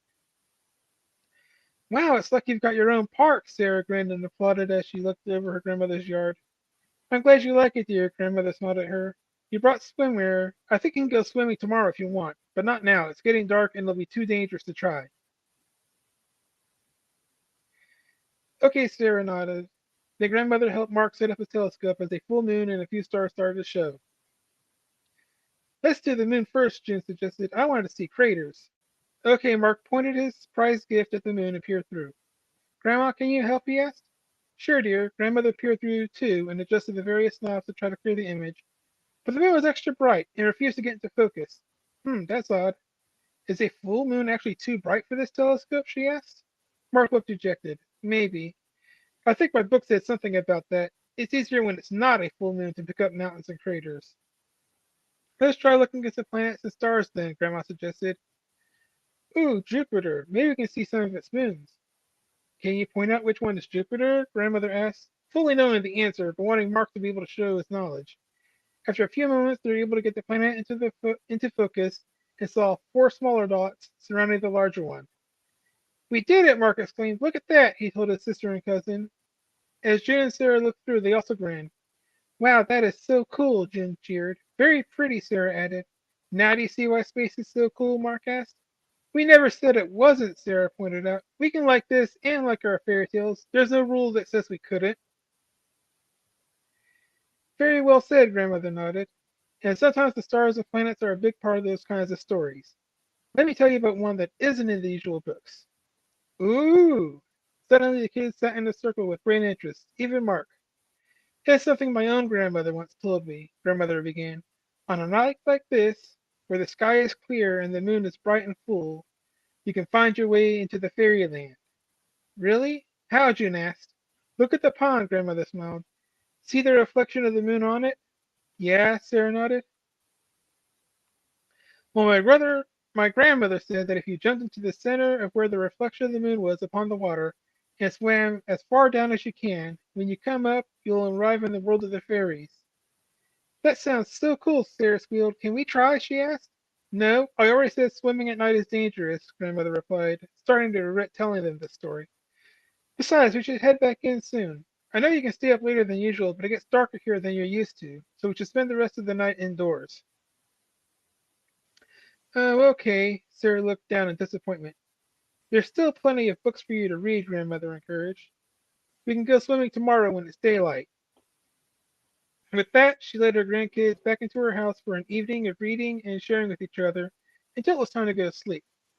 However, Sarah was feeling restless. The idea of being able to actually travel to the fairy world kept filling her head, and she was too excited to sleep. She climbed out of bed and quickly snuck to her bag to unpack her swimsuit and moved to the bathroom to change quickly. Then it was a matter of trying to get out of the house without anyone noticing. As she was heading downstairs, her cousin June was coming up. Sarah, why are you awake? She asked. Sarah quickly put a finger to her mouth. Shh! I want to see if it's true, Sarah replied. And Grandma will never let me try. You want to jump into the pot? June asked. You'll get in so much trouble. Not if you come with me, Sarah said. It's only dangerous if I'm by myself, but if you're with me, you can run for help. It's okay, I already know how to swim. I don't know about this, June started. Please, just one swim. If it doesn't work, I won't try again. But I have to know, Sarah pleaded. Okay, but Grandma's still up. I went for a drink of water, and I'm supposed to be back in bed, and so are you. We can't get out yet. Let's fix her. She needs to sleep first. The girls returned to their bedroom for another hour and snuck out again, walking down the stairs and saw the living room empty and dark. I think it's safe. Let's go. Sarah waved to June, and together they walked out of the house towards the pond. I hope the moon is still out and shining on the pond, Sarah said. What if it's not? We go back inside and try another night, Sarah replied. As they left the safety of their grandmother's house, the light of the moon guided the girls to their goal. The reflection of the moon upon the pond made it and the surrounding area bright enough for the girls to see. We're here, and the moon is still shining, Sarah grinned. Over the past few hours, as the moon transited across the sky, its reflection moved over the surface of the pond, and now is close to the side where the tire swing hung. Look, Sarah said, this will make it easy. She headed to the tire swing and got on it. Push me. I changed my mind, June called out to her cousin. This is a bad idea. Please come down and come back to the house. You're starting to sound like Mark, Sarah retorted, trying to ruin everyone's fun. June started to tear up at being compared to her rigid brother. Am not, she shouted, and shoved with all her tiny might. Sarah jumped off as soon as the swing reached its highest point, plunging into the water right where the moon's reflection shone. Opening her eyes, Sarah saw a light and swam towards it, though it felt at first as if she was going deeper underwater. Then suddenly, as her little lungs started to beg for air and she was feeling disoriented, it felt as if she was swimming upwards instead of downwards, and she broke through the surface. Gasping for air and coughing a little, she heard the laughter of many children. Looking around, she saw she definitely wasn't in her grandmother's home anymore. Sarah saw that the laughter came from what looked like a playground near the edge of the pond, though it wasn't like any playground she ever saw. Firstly, there was a soft blue glow all around the area. Then she noticed she was surrounded by large trees. Vines hanging from them were being used as swings. A hollowed-out, curved tree trunk was being slid down by one child after another, though the tree itself seemed like it was still alive. Branches above her head linked together and formed monkey bars, and the children playing looked like no one Sarah had ever met. Counting them, Sarah noticed 7 of them. They wore clothes that seemed to be made of stitched-together leaves, and all had unkempt hair, each one representing a different color of the rainbow. It was also difficult for her to tell who were boys and who were girls. Suddenly, the one with the blue hair noticed the newcomer and smiled at her. Come play with us, they said. Where am I? Sarah asked as she swam towards the shore. The playground, of course, the other child replied, as if it was the most obvious thing in the world. They approached the edge of the water and held up their hand. What's your name? Sarah inquired as she got out of the water. Oh, you shouldn't ask a fairy that, they replied. Names are very special to us. We only tell someone if we really trust them. I'm sorry, I didn't know. You're very pretty either way, she commented. Thanks, the fairy clapped. What's your favorite game? Want to swing? Slide? Climb? Tag? Do you know hide and seek? Sarah asked after a moment of thought. Ooh, that's a fun one, the fairy grinned. Everyone come here, they called out to their playmates. Time for hide and seek. Suddenly, the other fairies approached and greeted Sarah happily. It's very nice to meet you all, Sarah smiled. I've always wanted to meet and play with fairies. She's a human, isn't she? The orange-haired one asked. Is that a problem? Sarah asked with concern. Not at all, the red-haired one laughed. We just have different rules for playing with humans. I mean, you can't fly or turn invisible, so we have to make it fair for you. Wow, you can do that? Sarah was awestruck. Yep, the green one just jumped off the ground and hung in midair. See? Nope, she doesn't see. Suddenly, the violet one vanished before Sarah's eyes. Hey now, no cheating, the indigo one called after the others. They were just showing off. Don't be stick in the mud, the yellow one replied, to which the indigo one stuck out their tongue. Sarah giggled. The way you argue is just like people. Fairies are people too, the blue one said. We laugh and cry and love and get angry just like you do. But for now, let's play, he crowed. The violet one reappeared and the green one landed on the ground before joining their fellows and rushing off to hide from their fun visitor. Sarah counted to 20 before announcing she was ready to seek them out. The first place she tried was at the top of the slide, and peering down the hollowed log, she found the red-haired one sitting in the middle of it. Giggling, Sarah slid down the slide until she caught them in her lap, and together they slid the rest of the way down. Found you! She squealed in delight. Now go find the others, they encouraged. Sarah saw that the side of one of the trees had a thick mushrooms growing out of it, making it easy to climb and reach where the branches linked in a monkey bar fashion. Swinging her arms to go across, she found the orange-haired one also on the monkey bars, but doing a handstand above her. Are you flying right now? Sarah asked. Nope, I'm just good at balance. It's not cheating, they replied. You'll have to touch my hand to catch me. They started moving away from Sarah, prompting her to hurry up and reach out. She almost lost her own balance and fell to the water below before the fairy grabbed her hand with her own. You can't fly, remember? They said with concern. Oh no, I made you lose, Sarah pouted. Maybe I wanted you to win. They winked back as they helped Sarah get her grip back. Two down. Sarah was able to swing to the other side of the monkey bars after that and saw one of the other fairies, the one with the yellow hair, swinging from one vine to another. Seeing a loose vine in front of her, Sarah grabbed it and swung her way towards the next one. She missed it and swung back to where she started, but tried again and this time grabbed it and moved on. Now that she was getting the hang of it, the young girl was able to get from vine to vine to catch up with her new playmate. Wow, you're a fast learner, they said as Sarah approached. Now you have to tag me. With a grin, they swung towards Sarah, passing by her surprised face as they reached the safety of a thick branch. Try again, the fairy encouraged, and Sarah swung back out towards them as they swung back towards her. And this time, Sarah bravely reached her hand out and touched the yellow-haired fairy on the shoulder. Hooray, you did it! They grinned at her as she returned to the branch on the return swing. Where can I look next? Sarah wondered as she gazed about the fairies' playground. She gasped in surprise as she saw the pond from above for the first time, and two things stood out to her. One was a few exceptionally large lily pads. The other was the reflection on the water that gave the area the soft blue glow. She saw the earth itself, and looking above for the first time, she saw it hanging in the sky, bright, beautiful, and large. The little girl suddenly felt a wave of homesickness for the first time since arriving. The yellow-haired fairy put her hand on her shoulder. Your home is beautiful too. I can tell you miss it, they said. But can you please finish our game? We don't get nice visitors like you that often. Yes, I want to keep playing. It won't be fair to the others if I don't find them, will it? Sarah responded. She was thinking of what else could be used for play, and she took another look at the giant lily pads and swore she saw one of them spinning slowly. Finding some more large mushrooms from the side of the tree she was on, Sarah climbed down easily and headed back towards the water. She jumped in and swam towards the lily pad, reaching the edge of it and pulling her small body up and on top of it. Huddled on the other side of it was the green-haired fairy.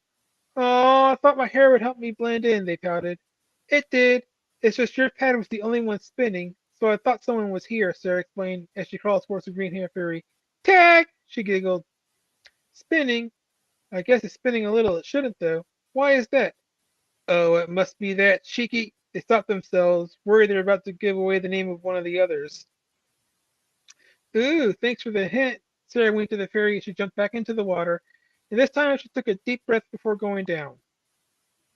Looking under the lily pad, she saw the blue-haired fairy swimming underneath and playfully spinning it slowly. Then they noticed Sarah and quickly swam away and back to the surface. Sarah swam up as well, and when she reached the surface, was listening for the sounds of splashing from the other side of the lily pad. The little girl swam around in a circle, trying to catch up with the blue-haired fairy, but it sounded like they were swimming at the same pace. You two are going to make me dizzy, the green-haired one chimed in from the center of the lily pad, trying to follow their playmates. Sarah took that moment to turn around and swim in the opposite direction, hoping the fairy didn't do the same. She was right, and when she caught up, they had quite the surprised look on their face. Holding my breath underwater for a long time wasn't against the rules. That would help me win, they explained. You almost did, Sarah smiled, but now I'm going to tag you. She giggled as she reached towards them. The blue-haired fairy tried to swim away, but she managed to touch their feet. Gotcha! Tickle, tickle! The blue-haired fairy started to laugh uncontrollably. Okay, you got me, they squealed happily. Where's the next one? Sarah asked. I need my hint. Think about what else the playground has. We have them too. They just look different. Okay, we had a slide, monkey bar, swings, something like a merry-go-round. Sarah thought out loud as she looked around the area again. This time something new stood out. Between two short trees that curved towards each other was a spider web. For it to be noticeable from this far away, though, the strands had to be extra thick. Swimming back to shore, Sarah got out of the water and ran towards the giant web. I hope whatever spider made this isn't here anymore, she said with a shudder. A spider didn't make this, I did. Sarah turned and looked, and climbing around the web, she saw the indigo-haired fairy. Oops! They gasped as they realized they were found. Hi, I'm gonna get you, Sarah called up to them. She jumped on the web and was surprised it wasn't sticky. Okay, I won't do it.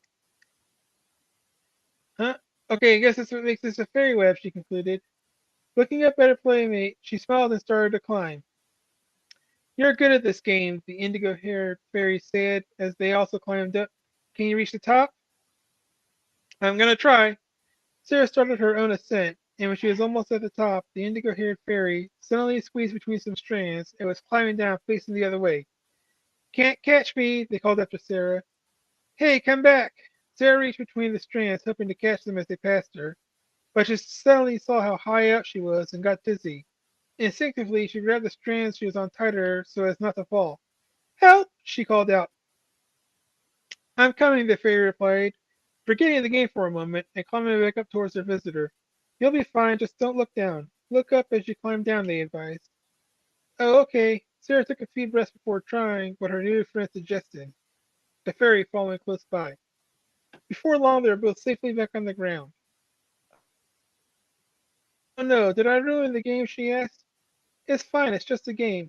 We don't want you to get hurt, they replied. I forfeit, they called out. What about the last one, Sarah asked. I'm up here. Looking up, Sarah saw the violet hair fairy balancing on a long branch that stretched over the entire pond. Do I still have to catch you? If you want to go home, you'll have to jump from up here anyway, so might as well, they called back. But I'm scared, Sarah said.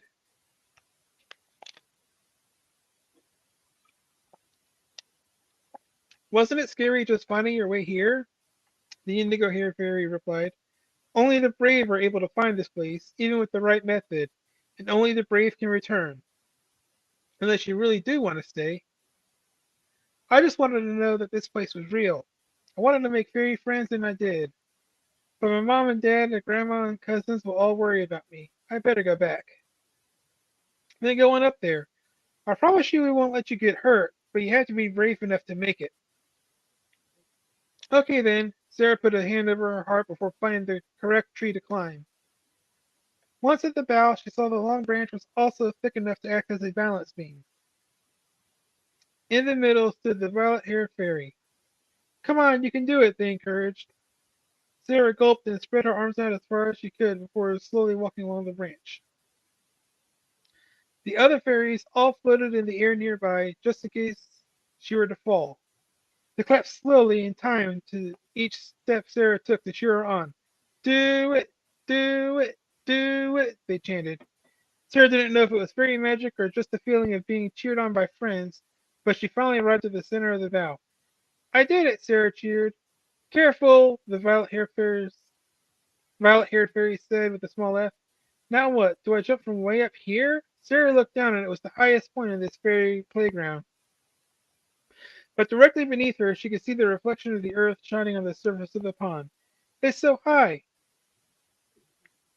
You can do it. We believe in you, the violet-haired fairy smiled at her.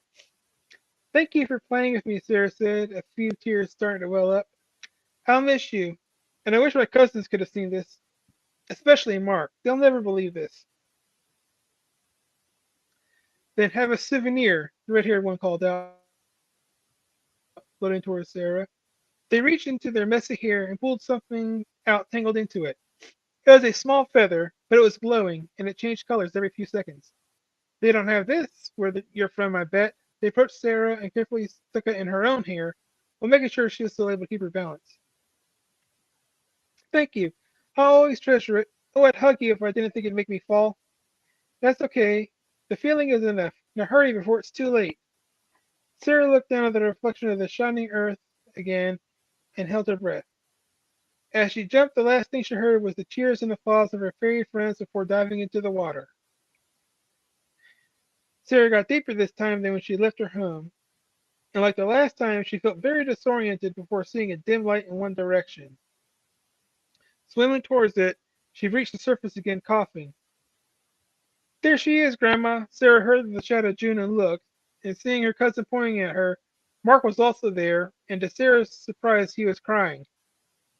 Sarah! Grandmother rushed into the water after her and grabbed her as soon as she was within reach. Sobbing, she picked her up and helped carry her out of the pond. You are in so much trouble, young lady. No more swimming for you or your cousins. Do you have any idea how scared you made us? What were you thinking? I am so sorry, Grandma. I wanted to see the fairy world like you said. I shouldn't have said anything. This is my fault. Your uncle may have been right all along, Grandmother cried. No more fairy tales. No, please, Grandma, not that. Anything but that. I won't do it again. If they encourage you to do something dangerous like this, then they're a bad idea. No, they're wonderful. And I did go to the fairy world. Look at my hair, Sarah said. Your hair? What do you mean? Grandmother looked puzzled through her tear-stained eyes. I see it, Mark pointed. Something's glowing. A feather? June asked. Where did it come from? It came from my story, Sarah said as Grandmother gasped, seeing the proof for herself. The end.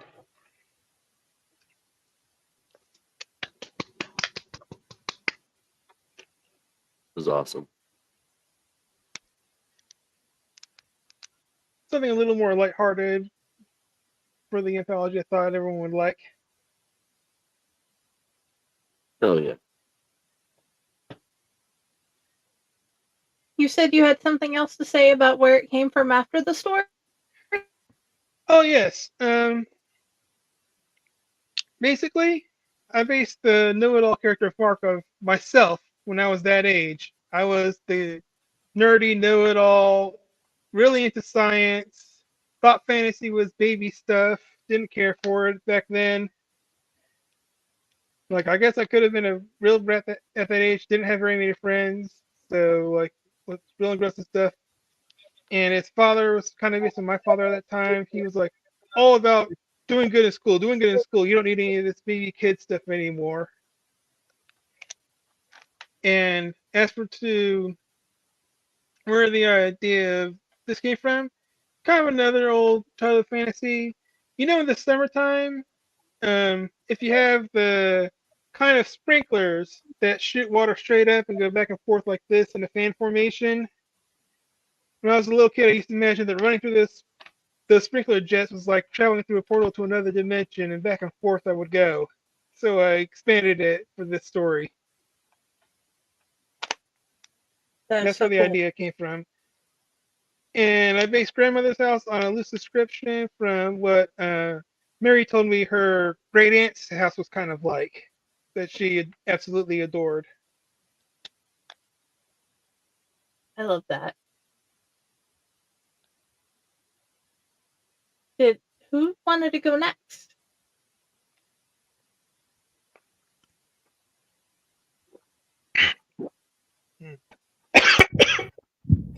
I can go next. We can go next. Okay. I shall. All right, my story is called The Fairy Trap. And as I stated earlier, this is actually inspired by a true event that I witnessed. So I'm going to give them some setup for it. Now, the story itself is all a concoction of my imagination, but the event, before I moved here to Ohio, I was a member of the Society for Creative Anachronisms, the SEA, the nonprofit educational organization that's dedicated to the recreation of pre-17th century history. One of the largest events that the SEA holds every year is called PINZIC, which is held in Pennsylvania. I went to PINZIC back in 2011, and this is where that event took place that inspired the story. I'm on Merchants Row. I'm outside of one of the shops talking to the proprietor of that particular booth, and he had a fountain sitting in front of his shop with flowers and little shiny baubles and all this stuff surrounding it. And I asked him, I said, "What's with the fountain?" And he looked straight at me, no irony in his voice, no emotion whatsoever. He said, "It's a fairy trap." Not even 3 seconds later, this little girl walks by with what I assume was her parents, and she sees this fountain and immediately stops and bends down to inspect it and goes, "Ooh!" And I looked at him and he looked at me and we both just burst out laughing. How do you catch a fairy? With a fairy trap. So I'm laying in bed trying to think about what I can write for this particular anthology, and my mind comes back to that particular event, and which is what made me go, huh. Now, how can I write that into a story? And I came up with the story that's now in the anthology, The Fairy Trap. Rafe and Arlo Arrington crouched in the hunting blind, hidden deep in the woods that sprawled out on their family's sizable estate. "Remind me again what we're doing here," said Arlo as he fidgeted, trying to get comfortable. "We're going to catch ourselves a fairy," his brother responded. "Fairies don't exist," said Arlo, finally sitting down with his hunting rifle by his side. "I thought you said we were out here to hunt deer." "Well, if we see one, we'll bag that too," said Rafe, "but that's not my main concern." "What makes you think fairies are real anyway? Like, what, Tinkerbell and shit?" Rafe elbowed his brother. "You remember all those stories we heard growing up, how the woods were haunted, don't go into the woods after dark and all that mess?" "Yeah, so?" "It got me to thinking, what if there's something to it? Spirits living in the woods, but ain't nobody ever died here, not that I'm aware of, so can't be ghosts. Must be something else, right?" "Yeah, okay. So fairies, right? It's got to be fairies." Arlo looked at his brother with some concern. "You're an idiot." Rafe elbowed him again. "You dragged me out here in the middle of the night on some goose chase for your childhood fantasies?" Rafe wasn't swayed. "Just watch," he said. "And how do you catch a fairy anyway?" Arlo asked. "With a trap," Rafe indicated the clearing below. In the distance, Arlo could see what looked like a shrine. It was a circular bed of flowers of all different colors scattered around a tree trunk. The tree trunk was adorned with some shimmering gauze fabric, and laid out on top of it were sparkling jewels of all shapes and sizes. "Is that Mom's jewelry?" Arlo asked. "She's going to kill you if anything happens to it." "I needed bait. Just relax. Just shut up and watch." Arlo did as he was told. He harumphed to himself, but in the back of his mind, he was deeply curious at his brother's intent. He felt a little bit like Linus waiting for the great pumpkin, but he said nothing. Time passed, but nothing happened. Arlo was bored, on the verge of falling asleep. He looked at his watch. It was nearing 1 a.m. They had been out there for 2 hours, lying down in the blind. His body was stiff, and he desperately needed to relieve himself. "Rafe, we've been out here for hours and nothing's happened. Let's go home, man." "Wait," said Rafe, "just a little longer. This is about the time they're supposed to come out, right? The witching hour or some shit." "I can't believe I'm humoring you on this." Stupid. A noise came from further in the woods, the sounds of twigs cracking. Both brothers' ears perked up as they craned their necks, alert for any movement. Slowly, the visage of a young girl entered their field of view. She was about 3.5 feet tall, with long blonde hair pulled back into a French braid ponytail. She had very blue eyes and very pale skin. She was dressed in a white gown that seemed entirely too clean for a young girl that would be prancing around the woods in the dark. Something about it did not sit right with Rafe. "Ooh!" the young girl exclaimed as she saw the jewelry spread out on the trunk. She kneeled to inspect. "Now!" whispered Rafe. Arlo did as he was told and released a rope that had been tied off near him. Immediately, a netting dropped and encased the girl. She whirled around as Rafe and Arlo leapt up from their blind and ran toward her. As they approached, the young girl shrank back in fear. "What the hell, Rafe? It's just some kid." Rafe ignored him. "What's your name?" "Sophie." the little girl answered. She seemed on the verge of tears. No, said Rafe, your real name. That is my real name, said the girl. Are you going to hurt me? Will you let me go, please? I'm sorry. I wasn't going to take anything. Good try, said Rafe. Not buying it. You're a fairy. Tell me your real name. Arlo rolled his eyes, but Rafe was determined. I don't know what you're talking about, sobbed the young girl. Rafe, come on, man. She's scared. This is weird, even for you. Rafe wasn't swayed. He slipped a backpack off his back and unzipped it. He reached inside and pulled out a metal rod about an arm's length. Is that a branding iron? Arlo asked. He could see it had the scripted A the family used for livestock. Emphasis on the iron, answered Rafe. He held it in front of the little girl's face. He cupped his hand over the scripted A to show it was cold, not heated like it would normally be used for branding. Now, if you're not a fairy, he said to the girl, then this will have no effect on you. He waved it at her. But if you are, if this touches you, we will know the truth now, won't we? Rafe paused. The girl shrank back further under the netting. I ask you again, what is your name? Timidly, the little girl responded, Sophie. There were tears in her eyes now. Very well, then, said Rafe. Without any fanfare, he drove the branding iron toward the girl's upper arm. It found its contact, and the girl yelped out in pain as the flesh began to sizzle and smoke around it. Rafe withdrew the iron. In its wake was a very clear, still red, scripted A, marking the girl's pale flesh. At that moment, the young girl seemed to shimmer before them as her body began changing. She was increasing in size at a rapid rate.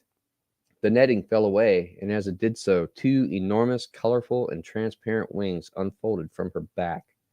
Before them stood the same girl, now much older looking and standing at an adult height, slightly taller than Rafe. Her frame was lean with long limbs and no visible muscles. She appeared frail, but her demeanor and the look on her face was icy and determined. She glimmered slightly, giving off a luminescence underneath the moonlight. However, the scripted A was still visible on her arm. Holy shit! Exclaimed Arlo. I knew it, said Rafe. I'm not giving you my name, said the fairy, but you may call me Glisten. All right, Glisten, began Rafe. I'm told that if you catch a fairy, you can ask it for one wish, and it must grant it. Is that true? Yes, said Glisten with no preamble or pretense. Arlo was finally catching up. Wait, so we caught you, so now you have to grant us a wish? Rafe elbowed him again. Arlo retreated. I don't have to do anything, but I'm bound by fairy law and custom. You caught me fair and square, so yes, as much as I might hate the idea, I must grant you a wish. It's a stupid law. Listen, fairy, started Rafe. We never intended to hurt you, and if you help us out, we'll let you go. As simple as that. Deal? You should know about making deals with fairies, warned Glisten. I'm aware, but if it weren't important, we wouldn't be here now. I'm listening, said Glisten. Rafe cleared his throat. I want you to help us save the estate. That's all. This time Arlo spoke up. Rafe, what are you doing? He grabbed his brother by the shoulder, but Rafe shook him off. Listen, Arlo, this place is mortgaged to the hilt. We've sold off what we can. If we don't do something, the estate's going to be sold off at auction. You know this. This is our last resort, brother. If the fairy can help us, we at least got to try. Arlo held his hands in the air, conceding. Rafe turned back to Glisten. So can you help us? Glisten appeared to think it over. She then closed her eyes and her wings fluttered. Around them, the entire world seemed to ripple, like a pebble had just been thrown into a pond. Whatever magic the fairy held wasn't seen, but the small hairs on the brothers' arms stood up. They could feel something had changed. Very well, said Glisten. It's done. Expect some good news later today. Rafe looked around. That's it? That's all there is to it? What were you expecting? Asked Glisten. You asked for something intangible that largely deals with possibilities. We're magic, not miracle workers. Even magic has its limitations. All I did was put the magic out there to sway the possibility in your favor. That's the best I can do. I've heard you fairies are tricksters, said Rafe. You better not be messing with us. Look, we had a deal. I save your estate, you let me go free. Whether you choose to believe it or not, I held up my end of the deal. Unless you want me to start using my magic on you, I suggest you hold up yours. Rafe looked uncomfortable with the threat. He considered Glisten's words.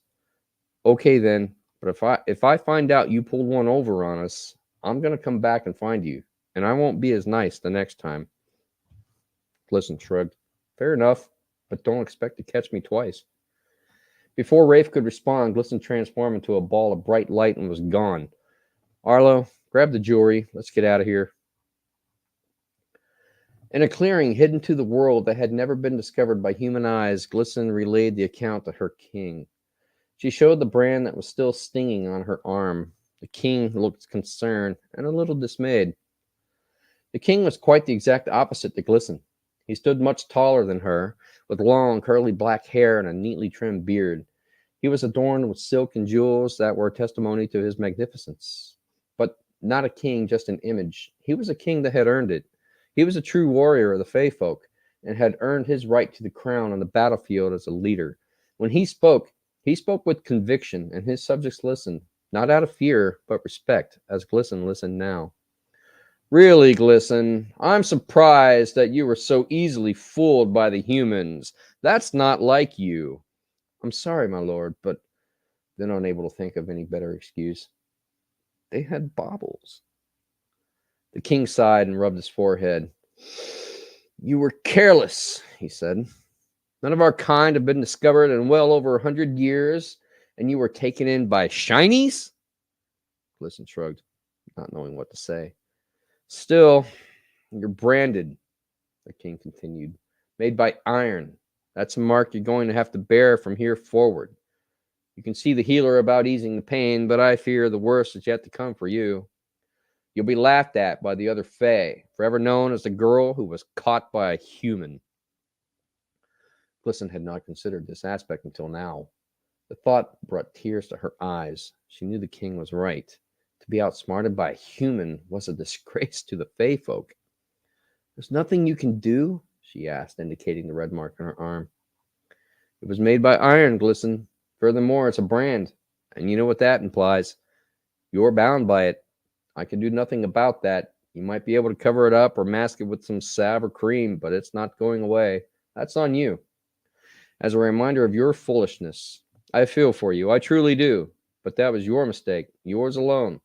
As king, I must uphold our laws.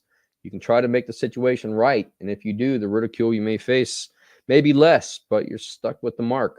None of our kind have ever been branded before. The best you can do is to make it count for something. Glisten listened to his words. Making a snap decision, she brought herself up to her full height, squared her shoulders.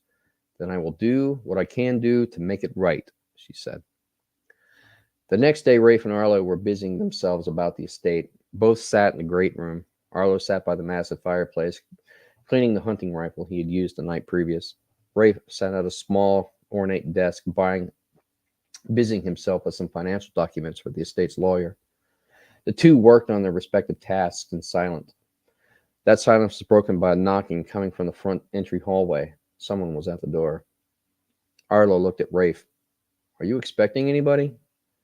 Could be the good news the fairy talked about. The knocking came again. Slowly, the two men rose.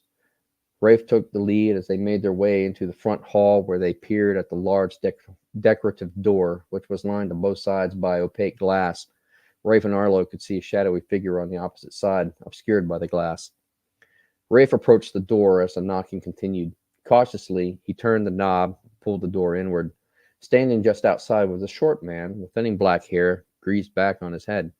He wore very thin wire-frame glasses and a neatly pressed black pinstripe suit with a dark blue shirt and burgundy tie.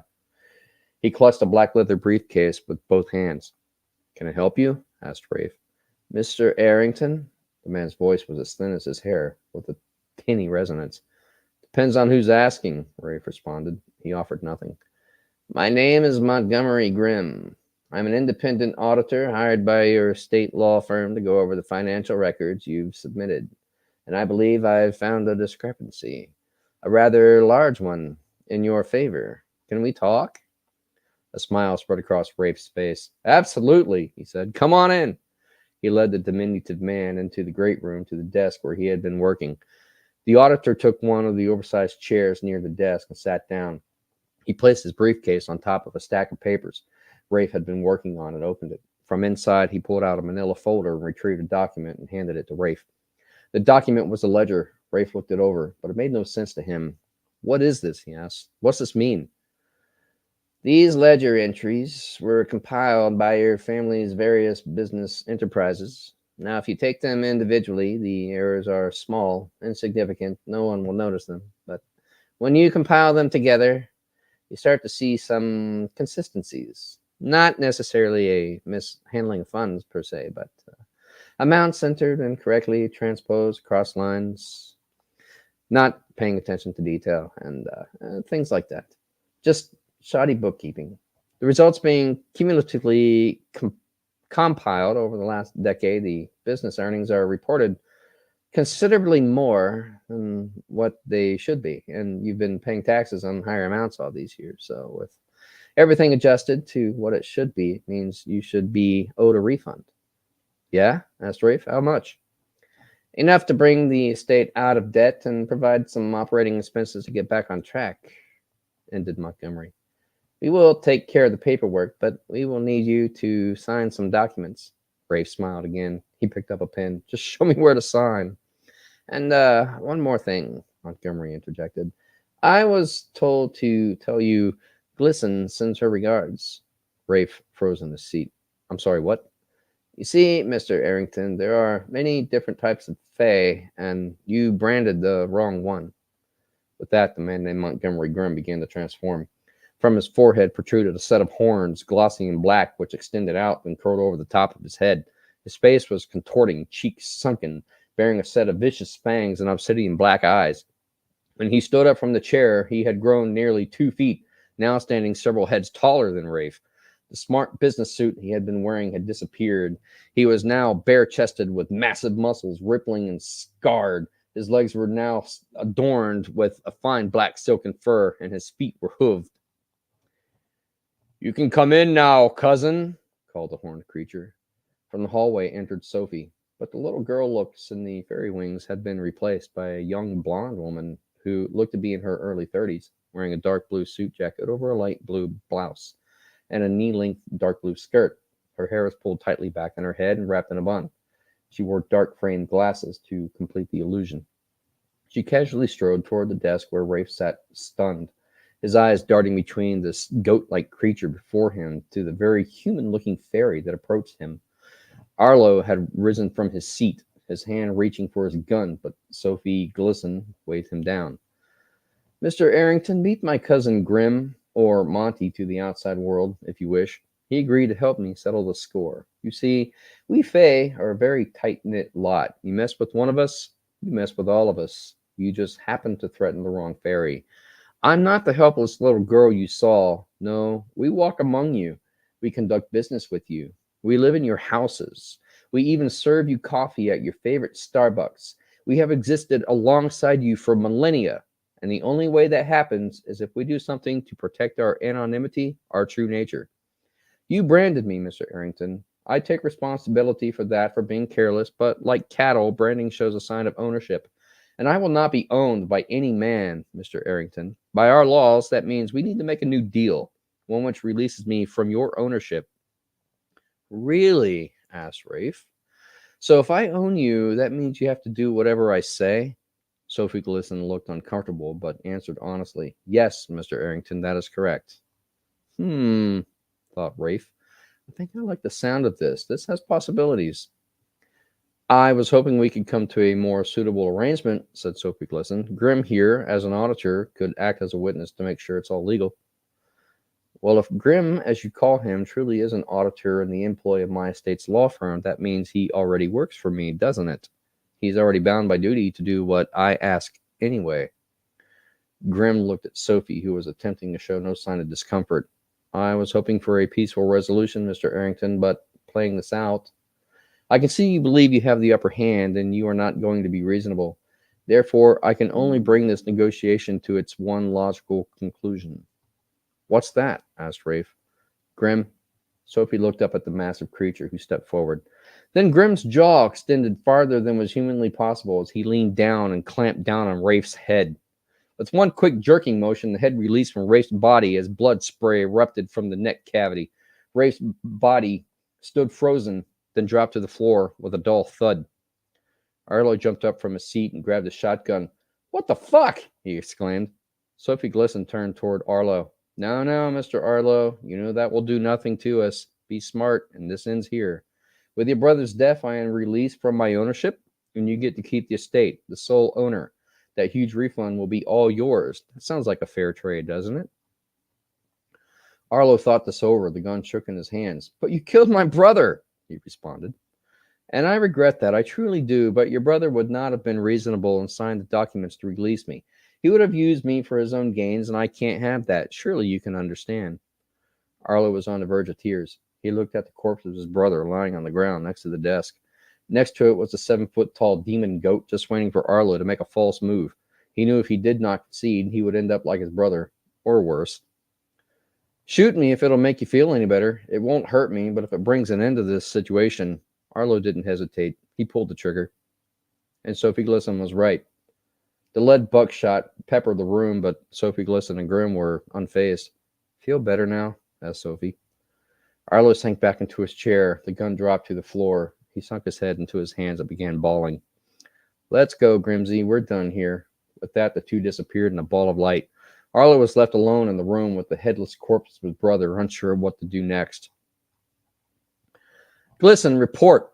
The king sat on his throne, looking every bit as bored as he felt from the day's proceedings. But this was the last order of business, and he was curious to hear the Fae's report. He sat up to give his full attention. "Yes, my lord," began Glisson.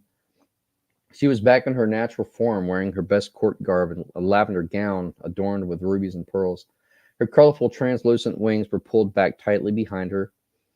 "I regret the outcome, but thinking the scenario through, I did not see that the one called Rafe Arrington would have been amenable to the new deal.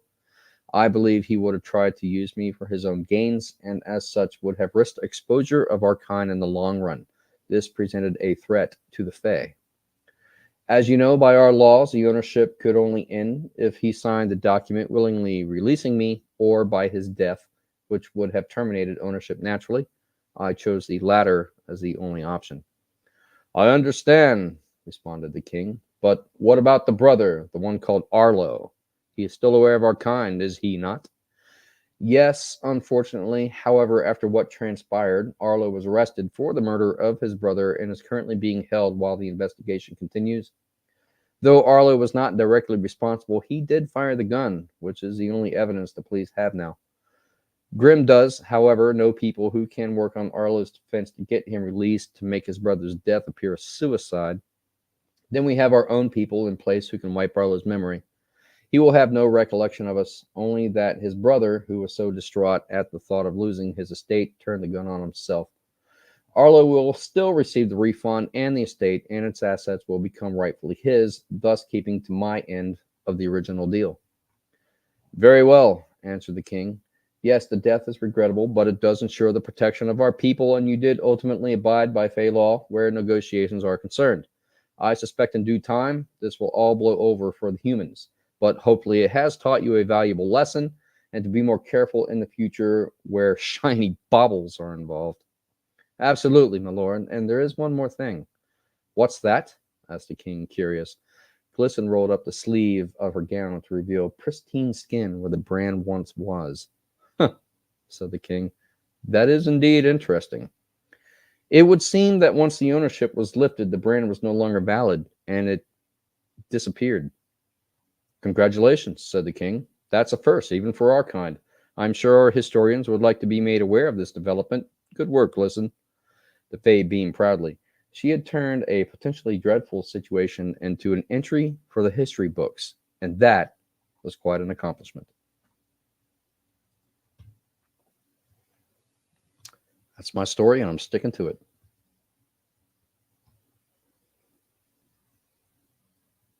That was amazing, man. I really love that I one. love that one. Hello.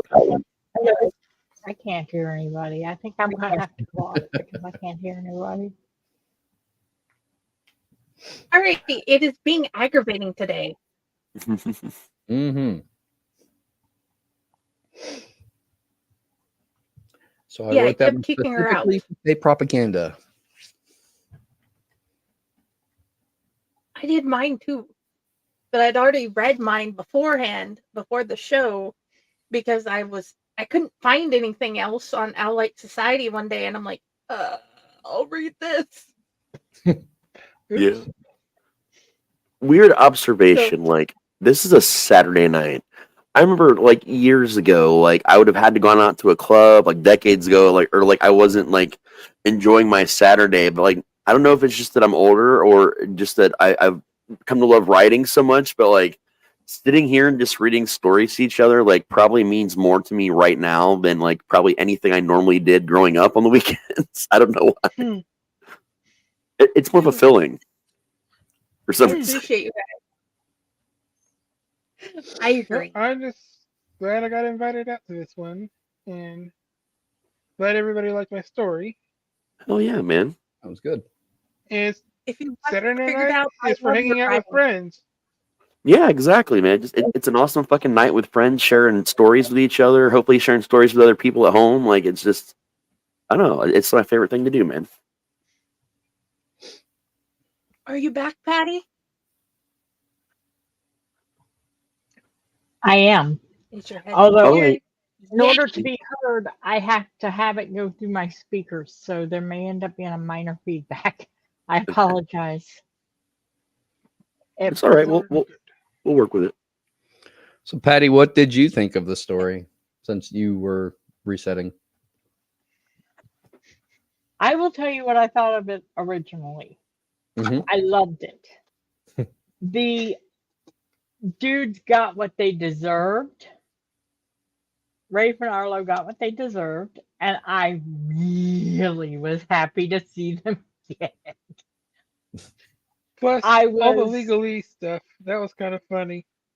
yeah, you had just enough of the legal side of it to make it interesting, and I liked the twist at the end. I loved how she figured out how to make things work without it coming back to bite her.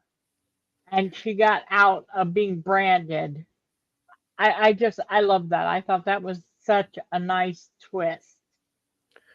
In my mind, Rafe was never really a bad guy, and he never actually did mean Glisten any harm. But I wanted a slight element of horror in there, so I had to think about how I wanted to do that, and I realized that if Rafe's greed kind of overtook his rational logic of the situation, that would sort of steer it in a different direction. And I had to logically think this through myself on, like, what would happen if we played this out? What would be the ultimate climax? And I came to the conclusion that it would probably end with one of their deaths. So I just bypassed all of that and went ahead and went that route. Well, it's funny. You can ask any of the players that have ever played under me as a DM, because I run D&D. I have run D&D for damn near 30 years now. And any of the players that have ever played in any of my games will tell you, I will not reward greed. I will punish greed, because greed annoys the hell out of me. My games have treasure flowing freely. And I actually do have a story where we had the ritual burning of a character sheet because the guy got too greedy. Wow. So it's one of those that when somebody shows greed being punished, it just warms my heart. It's probably a flaw of mine, but I really do enjoy things like that. Yeah, unfortunately, Arlo was just collateral damage for his brother's greed because he didn't really have anything to do with it. But that's why he got to live. Which worked. Yes, I really like this story. I did too. Also like the fact that Grin kind of looked like a demon, or was he more based off of a Billy Goat Gruff? I'm trying to figure that one out. He was based off the original version of Pan. Oh, okay. I just made him a little taller and a little darker. Okay.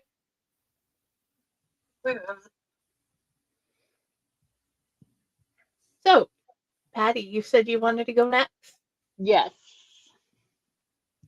Please tell us about your inspiration.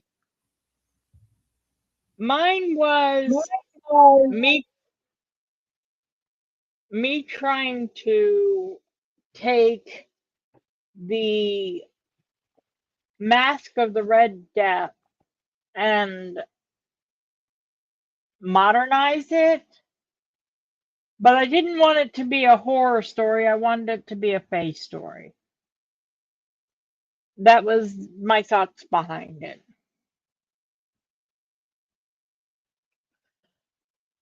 Becoming.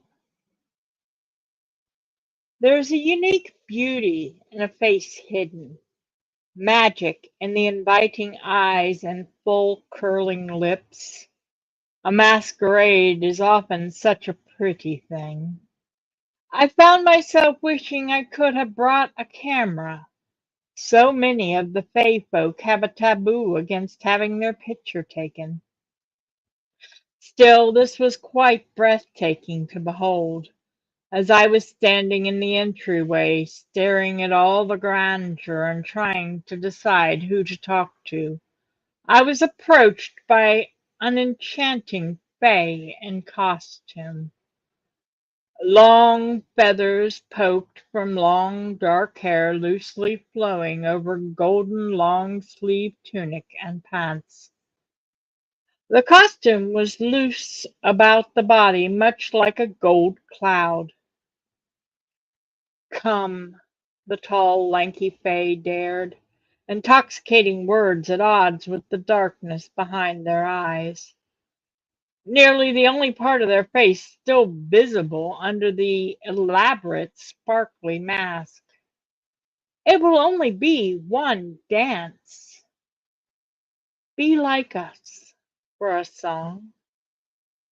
There is freedom in a dance, just as there is horror in letting go." I worried that letting go was exactly what this mysterious figure wanted from me. I don't think I considered all of the aspects before taking the assignment. Masquerade balls thrown by the Fae courts were a once in a lifetime thing for someone like me. Journalists covering the social beat did not often get invites to such events. The ones that did often either did not return or they changed afterwards. I was determined to make sure that I danced the dance perfectly. That social, polite dance that would allow me to get the article without causing anyone to be angry with me. Angry Fae are a dangerous enemy. I wanted to make no enemies this night. I glided with them, unsure of the steps in this particular dance. I have not danced this one before. I would not want to accidentally step on you, I demurred as I kept time beside the enchanting creature in front of me. Just typing. I found myself looking for clues as to gender or even just general race. I figured out I could rule out the dwarves due to the height. Dwarves could also be ruled out due to the lack of beard. Even the female dwarves sported facial hair. Fae encompassed a good 20 or more separate races, so the Fae masquerade was not a single race under the masks. Even powerful human sorcerers were known to be in attendance.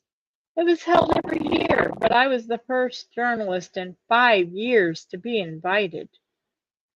I am not sure what I did to warrant that, but I did not want to give any reason for regret. The creature before me was so light on their feet that I wanted to look for wings. That would have been rude, so I did not. The song ended far too soon, leaving me standing there trying to think of something to extend my time in the presence of this arousal. It occurs that that sounds like a strange word for the situation I was in. Aroused is the exact right word, however. My mind was alert. I was excited by the overwhelming smells and sounds around me. My desire to learn more about them was greater than I could describe. Arousal does not always have to be a sexual thing. They smiled. Please accompany me to the refreshments table. There's only food from the human realm on it. We can gather some refreshments and find a place to talk. I believe you have questions, Madam Journalist? I felt a faint shiver go through me as I agreed. Following them through the bodies of various dancers felt almost surreal, occasionally catching sight of a mask or a body in motion. I wonder if I was intoxicated by the masquerade. There was a heavy feeling in my stomach. I wish I could understand all of the things that I was feeling at that moment. It was overwhelming, that array of sensations flooding me as I tried to keep up. The fairy folk sure understand what hospitality means. The refreshments table was glorious. I saw at least 10 different types of punch, at least a dozen different desserts, and at least 3 savory food options. There were also multiple fruits and nuts in cups for snacking.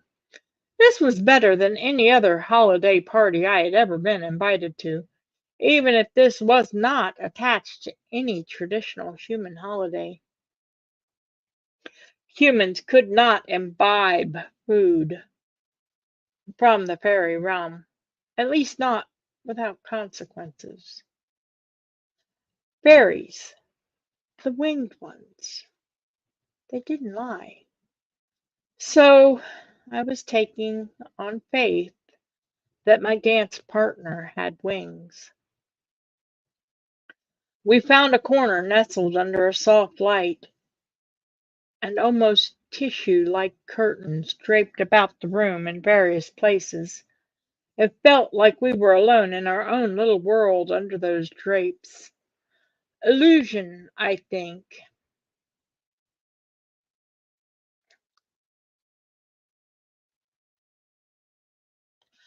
Is part of what made the Fae so powerful.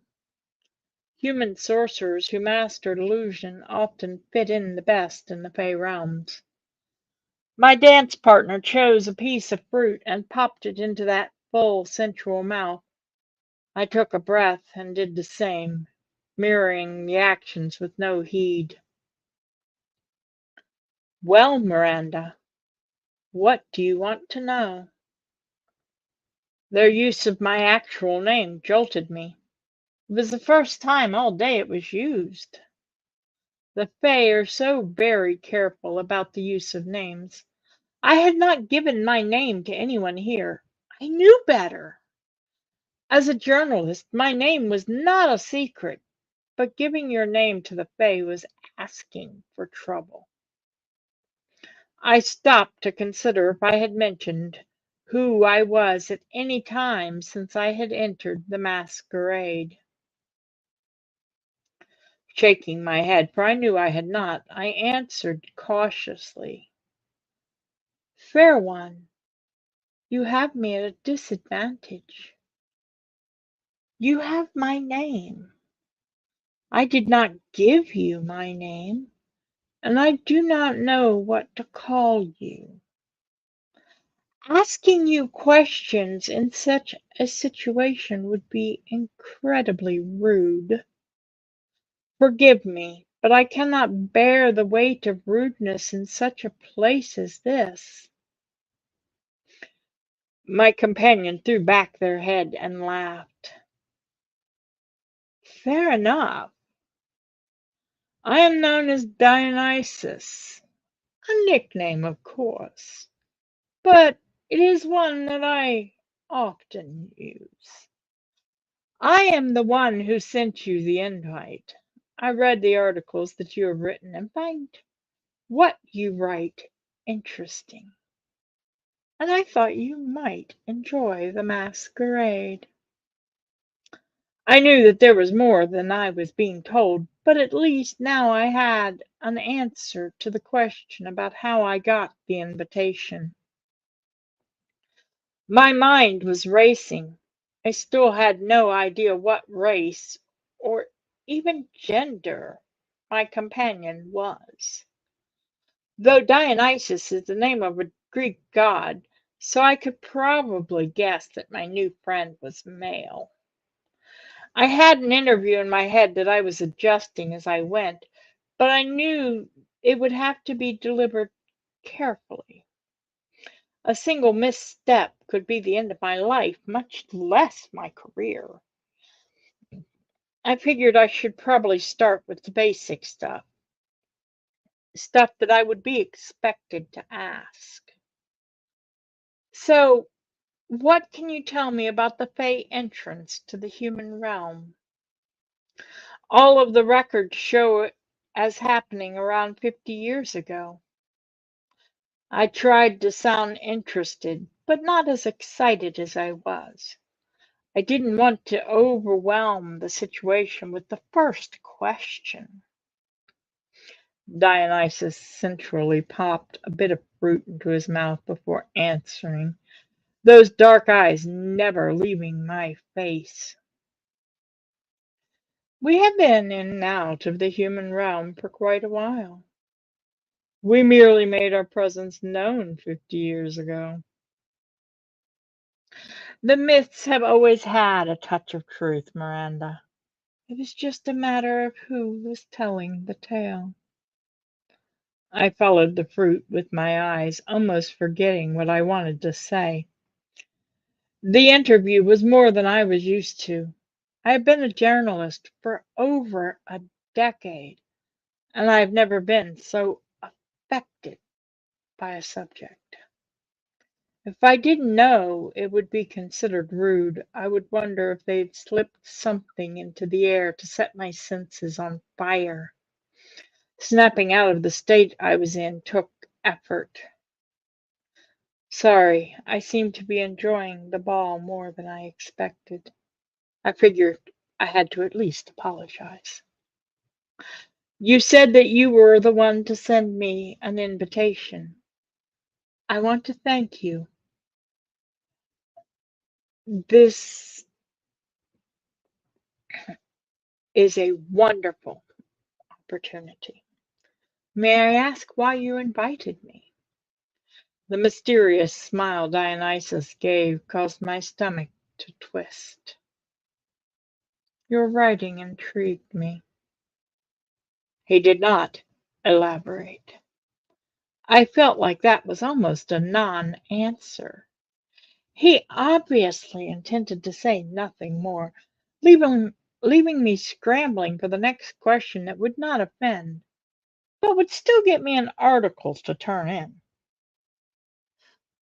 This was going to be more difficult than I realized. Oh, can you tell me what you read that you enjoyed? I rather enjoy knowing that I wrote something that was worth reading, I demurred, hoping to buy time and figure out what else to say. I was having trouble concentrating and my skin was on fire. I did not quite know what was going on, but I knew if I kept him talking, it would buy me time to think. I felt like I was in I felt like I was a bug in a jar. For as much as I was studying him and his response to my questions, he was intently watching me and mine. The way the alcoves were set up, it was made to seem as though we were in a separate room. We could hear the music, and the other senses were inundated with the ball, but sight was just more intimate. It was leading me to feel like I was being seduced by some otherworldly thing, which made no sense to me at all. A slow smile crawled across Dionysus's face. It reminded me of the fairy storytellers of decades past. I decided to go digging into the history of your family. Not invasively, mind. I still followed the rules. He stopped to play with the ribbons on his own mask. Perhaps I should start with a little story. You'll be in the dark until you know. It seems unfair for you to be ignorant. My heart raced as he continued, his voice lowering to a caressing sound that I strained to hear.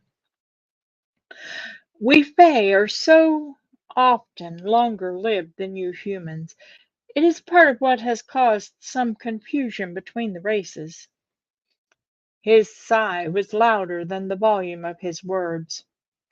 He slowly removed his mask, revealing a fine-boned masculine face that looked familiar, though I was uncertain as to why.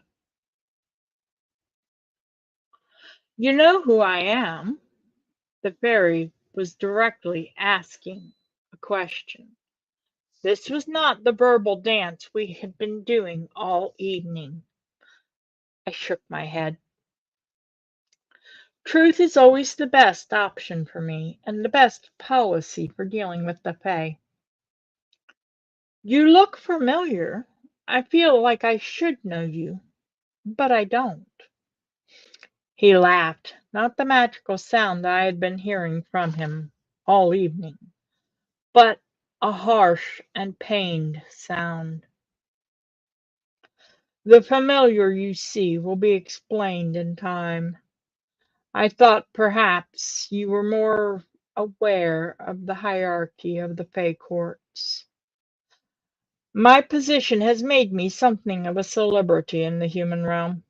It annoys me. He stopped to consider me, then seeming to be able to find no dishonesty, continued again softly. I'm a fairy prince, for what the title is worth. I am, by the human realm counts, roughly 300 years old. Young for the Fae. He seemed young. Yeah, I was 30, comparing myself to 300. Still, youth has a softness to it. As we age, we gain the sharpness of time. He somehow seemed young and rounded to me. I didn't want to get lost in my musings and miss what he was saying, so I tried to encourage him to continue.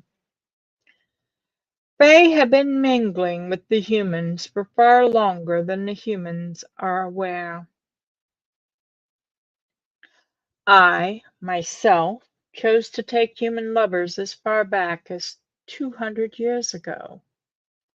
Storytellers, mostly. I have a fondness for a good bard. His eyes locked with mine on the last word, leaving me confused. Forgive my question, but what does that have to do with your invitation? I was beginning to hope that this was not some kind of love from afar thing, The humans that the fair folk fell in love with never ended up living happily ever after. Though Fae magic could grant the heart's desire in some cases, it was just as often misused. I wanted anything that dealt with love to actually be my choice and not the results of magic. Dionysus's face could have been made of stone for all the emotion he was letting show. Since you have been here, how have you been feeling? The change of subject seemed to be out of nowhere, so I didn't know how to respond. Like I'm on fire. My skin is too tight. Surprised, my own tongue seemed to be answering without my permission. Nodding, Dionysus smiled. That is because you're feeling the Fae presence for the first time in your life. You're reacting to your heritage, child. My heritage? I'm not sure what you mean, I stuttered, though I was starting to put together pieces of the story. I wanted him to spell it out for me, partially because I was not sure if I believed it, and him speaking it would have to be the truth. Fairies don't lie, at least not the winged ones. With the mask removal, I could see the gossamer wings that he was hiding in the glamour of his costume. The other reason I wanted him to clarify the story is I wanted there to be more mystery to it. I wanted there to be no more mystery to it. Though mystery is a wonderful thing for fiction, this was history. And personal history at that. Mystery is frustrating in the case of trying to figure out where you come from. The bud was a small, frail human. She did not tell me that she was with child, or I might have stayed with her. He stared off into the distance, seeing something that was not in the room with us. She died giving birth to our daughter. Thankfully, half-Fae children usually do resemble the human parent, so she never developed wings. She was likely considered magical, perhaps even delicate. In the search of your lineage I did, she was a few generations back. The people who raised her probably didn't know who I was. 200 years is a long time in the way that humans see the world. There was almost a melancholy note in his voice as he said that last line. So I am what? Fae descent? Whilst that is fairly cool, I don't understand what it means now. The assignment I was here for had been forgotten. Perhaps this is what happened to all of the other people who were never heard from again. Perhaps they found that the fair folk were just too enticing and they chose not to return to lives full of mostly boredom and work. What it means, Miranda, is that you have options that other humans do not. You now have to make a decision. If you choose to embrace your Fae heritage, you can go with me. I can show you the Fae lands and help you to become. You would have some physical changes. It would probably take a while before you were capable of returning to the human realm. You would be my child as far as my people are concerned. Though I have lived long by human standards, I am still a young man by Fae standards. I have yet to have any other children. The idea seemed outlandish to me. At 30, I was to be child to this fellow who looked half my age. It was enough to stop my mind and let me think. Did I really want to go to the Fae realm? This was all so quick. Panic was suddenly all I could feel. I do not expect you to choose tonight. Tonight was a dance and an offer. You have time, though I will ask you to please not make public the offer made to you tonight. For your own safety, not all are going to be kind. You are a fairy princess, and to some that makes you a target, even if you're not ever going to be in the direct line for the throne. My mom is the cousin of the current ruler of the area that I reside, so I am a prince in the broadest sense of that word. The absurdity of being a fairy princess caused a slight hysterical laugh to bubble up. Yeah, I'm not telling anyone that. I don't think that anyone that I have in my life would actually believe me, which means now I am questioning every single relationship in my life. The laugh ended as something else, closer to a sigh. I was suddenly tired, soul weary, and though I was there for a dance, I just wanted to go home. I realized that was the exact offer I had been given. I came here to become. Now I was being given the opportunity to go home and think about all of what I wanted. Gratitude is not an accurate description for the emotion that flooded me. I knew that my story was not over, that I had decisions that laid ahead of me. Still, in the moment, I was going to be able to go home. I was going to be able to make the decisions in my safe places. Personally, I would have gladly traded the fairy princess thing for that. But I was immediately glad that I was not going to have to. When I have made my mind up, how do I find you? I heard the uncertain warble. Sorry, I hated the uncertain warble I heard in my own voice. I felt like I should be leaving strong. Still, I was leaving, so I didn't think that I could argue with the results. He smiled. I run Fae Corps Publishing.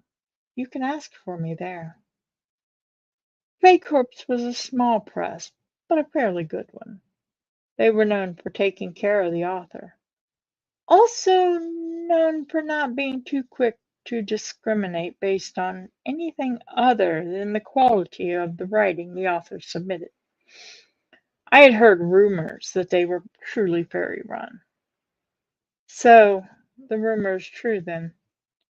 Fae run the most unique publishing company in the world. Seems like an unusual place for you to be in business. My inquiry was honest, though anyone else might have seen it as slightly rude. I was probably lucky he did not. Well, I did say I am fond of bards. It was either publishing or something in the music industry. Unfortunately, I think that most of the bards in the music industry have issues with substance abuse, or at least it seemed like that to me, so I decided to go with the storytellers. It made sense to me, he laughed. Nodding, I realized that I understood it. His mindset was becoming clearer to me the more I talked to him. I'm going home now. I will be in touch. Again, I hurried through the mass of people. this time fleeing much like Cinderella from the ball at the stroke of midnight. Though I would have to choose a path, for now my ball was over. It was time to return to the real world, if that was even possible. The end.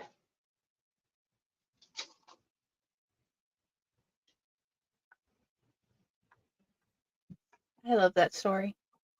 Definitely. It was a great That one. explains so much now about how you're able to get so much done and accomplished. Yeah.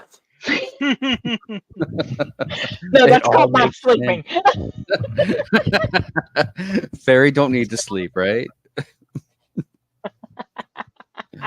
It makes sense now.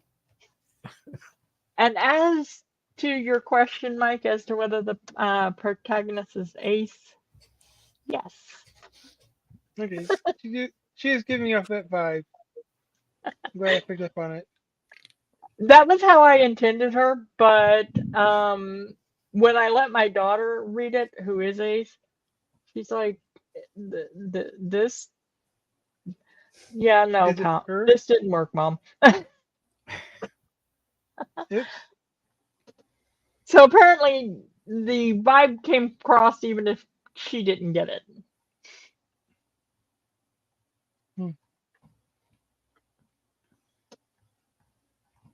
I had previously read mine in the 24-hour special, and I hoped everybody enjoyed it there. I wanted to be able to tell Sage's mom's story and how she got started. And that is basically the beginning of her mom's story at the end, where you meet the character's aunt. And I still haven't figured out how to connect everything, but I finally figured out where she came in.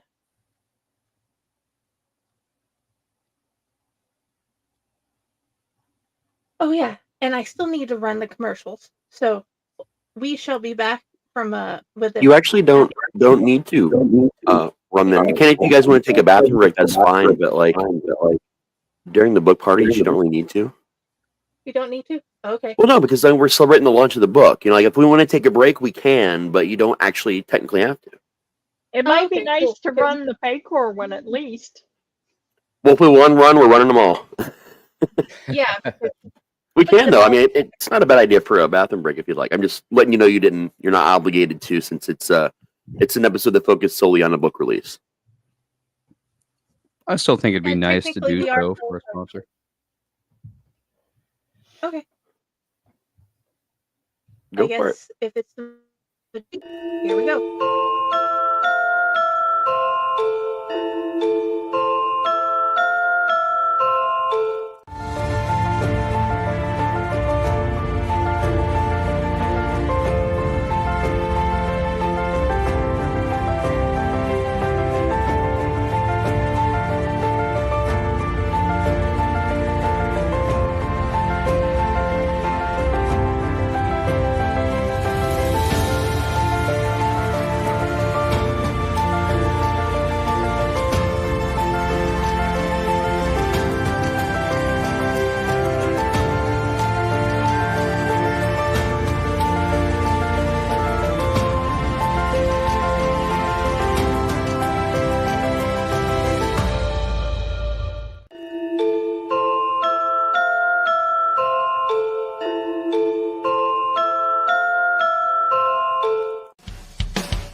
Greetings and shabebans. We are the Retro Reductibus Cephala Podcast, a long-form bi-weekly show that celebrates all the things that made growing up awesome. Yeah, that sounds good, but I don't know what all those words mean. I think what Parasite seems trying to say is that on Retro Redoctopus, we explore a range of retro goodness, from toys, video games, and movies, to cartoons, and even snacks and school lunches. And we do it all with a positive spin, a slew of killer guests, and some very adult language. And you know what else is cool? No. This crazy show is part of the Dorking Podcast Network with new episodes every Tentacle Tuesday. What's that? And if waiting 2 weeks for a new episode gives you a sad, know that we drop bonus episodes all the time, like the off-format Crow's Nest and an interview series we call The Brig. You can listen to Retro Octopus on Apple Podcasts, Spotify, Stitcher, or any app that's cool enough to carry the only show that celebrates all the things that make growing up awesome.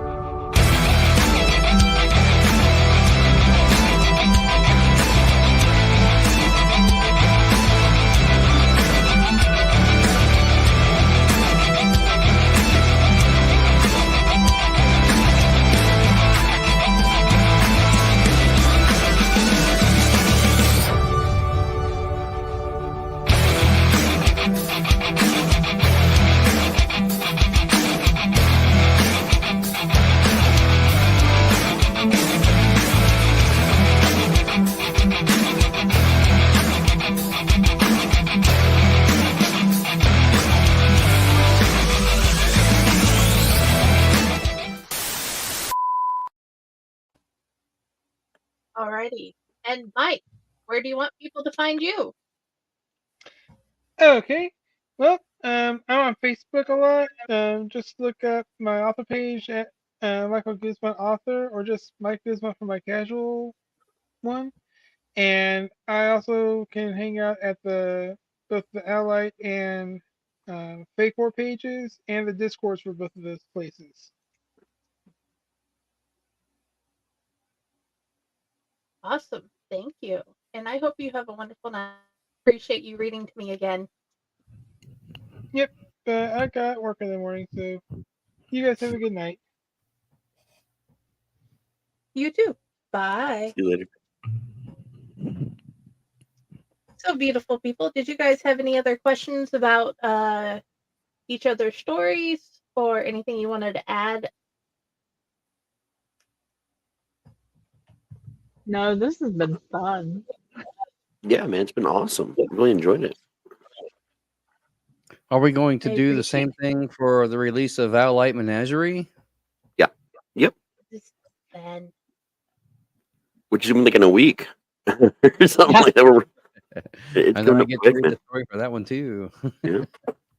Yeah, that one's on the 4th, so that one's like, I don't know when you guys are planning the release party yet, but I know that the release is going to happen on the 4th. Yep.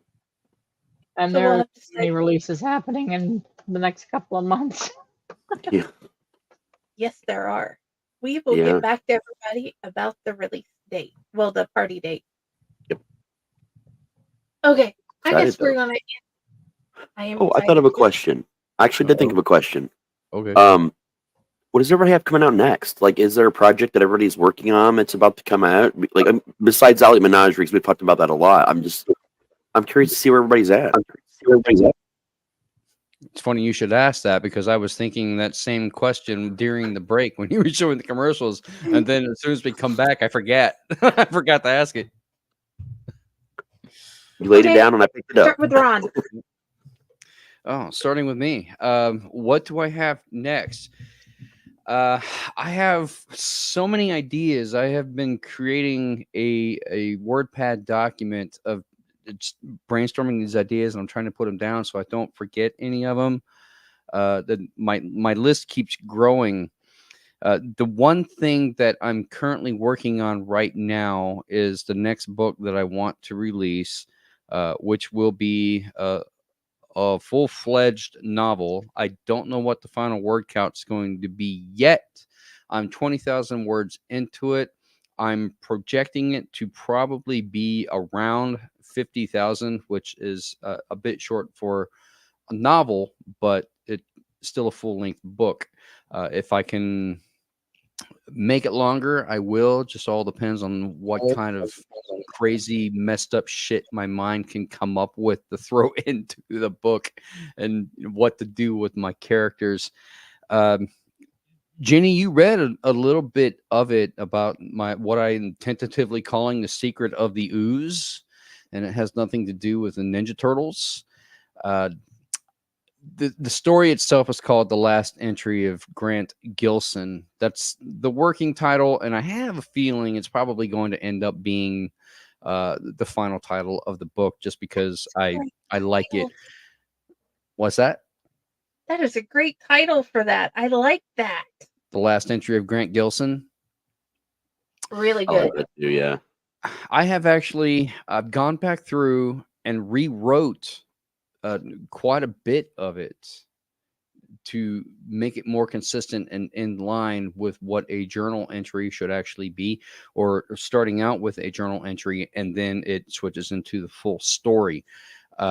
I already have an idea for the ending that I want, and I'm really excited to get there. It's just a matter of getting there, because there's so much other stuff that I want to do with my characters before that happens.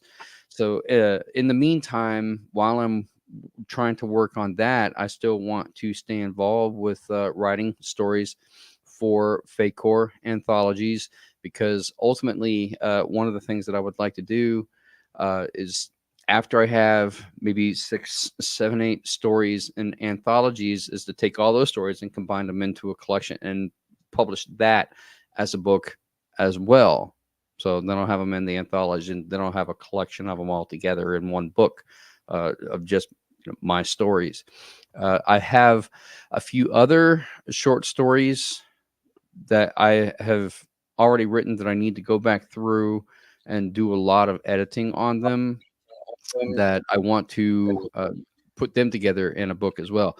But it will be a themed book and not necessarily horror related, but having to do with exaggerated reality, like take some facet of reality and then kind of exaggerate it to be something slightly different or slightly altered, which is not quite right, or it's out of place, but it still happens, in mundane, normal reality.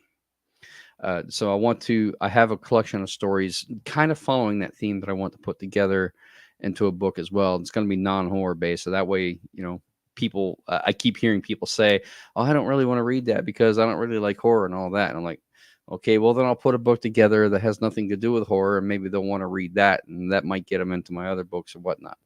So I've got all these ideas floating around in my head of things I want to do. Notwithstanding, there's a gentleman I want to collaborate with. His name is Brian Hobbs. He lives in Canada, and he is a professional rap artist under the name of MC Snacks. Recently performed here in Columbus and had a chance to talk to him. One of his songs, Jenny, you saw the video for this, is called The Pizza Ghoul on his latest album.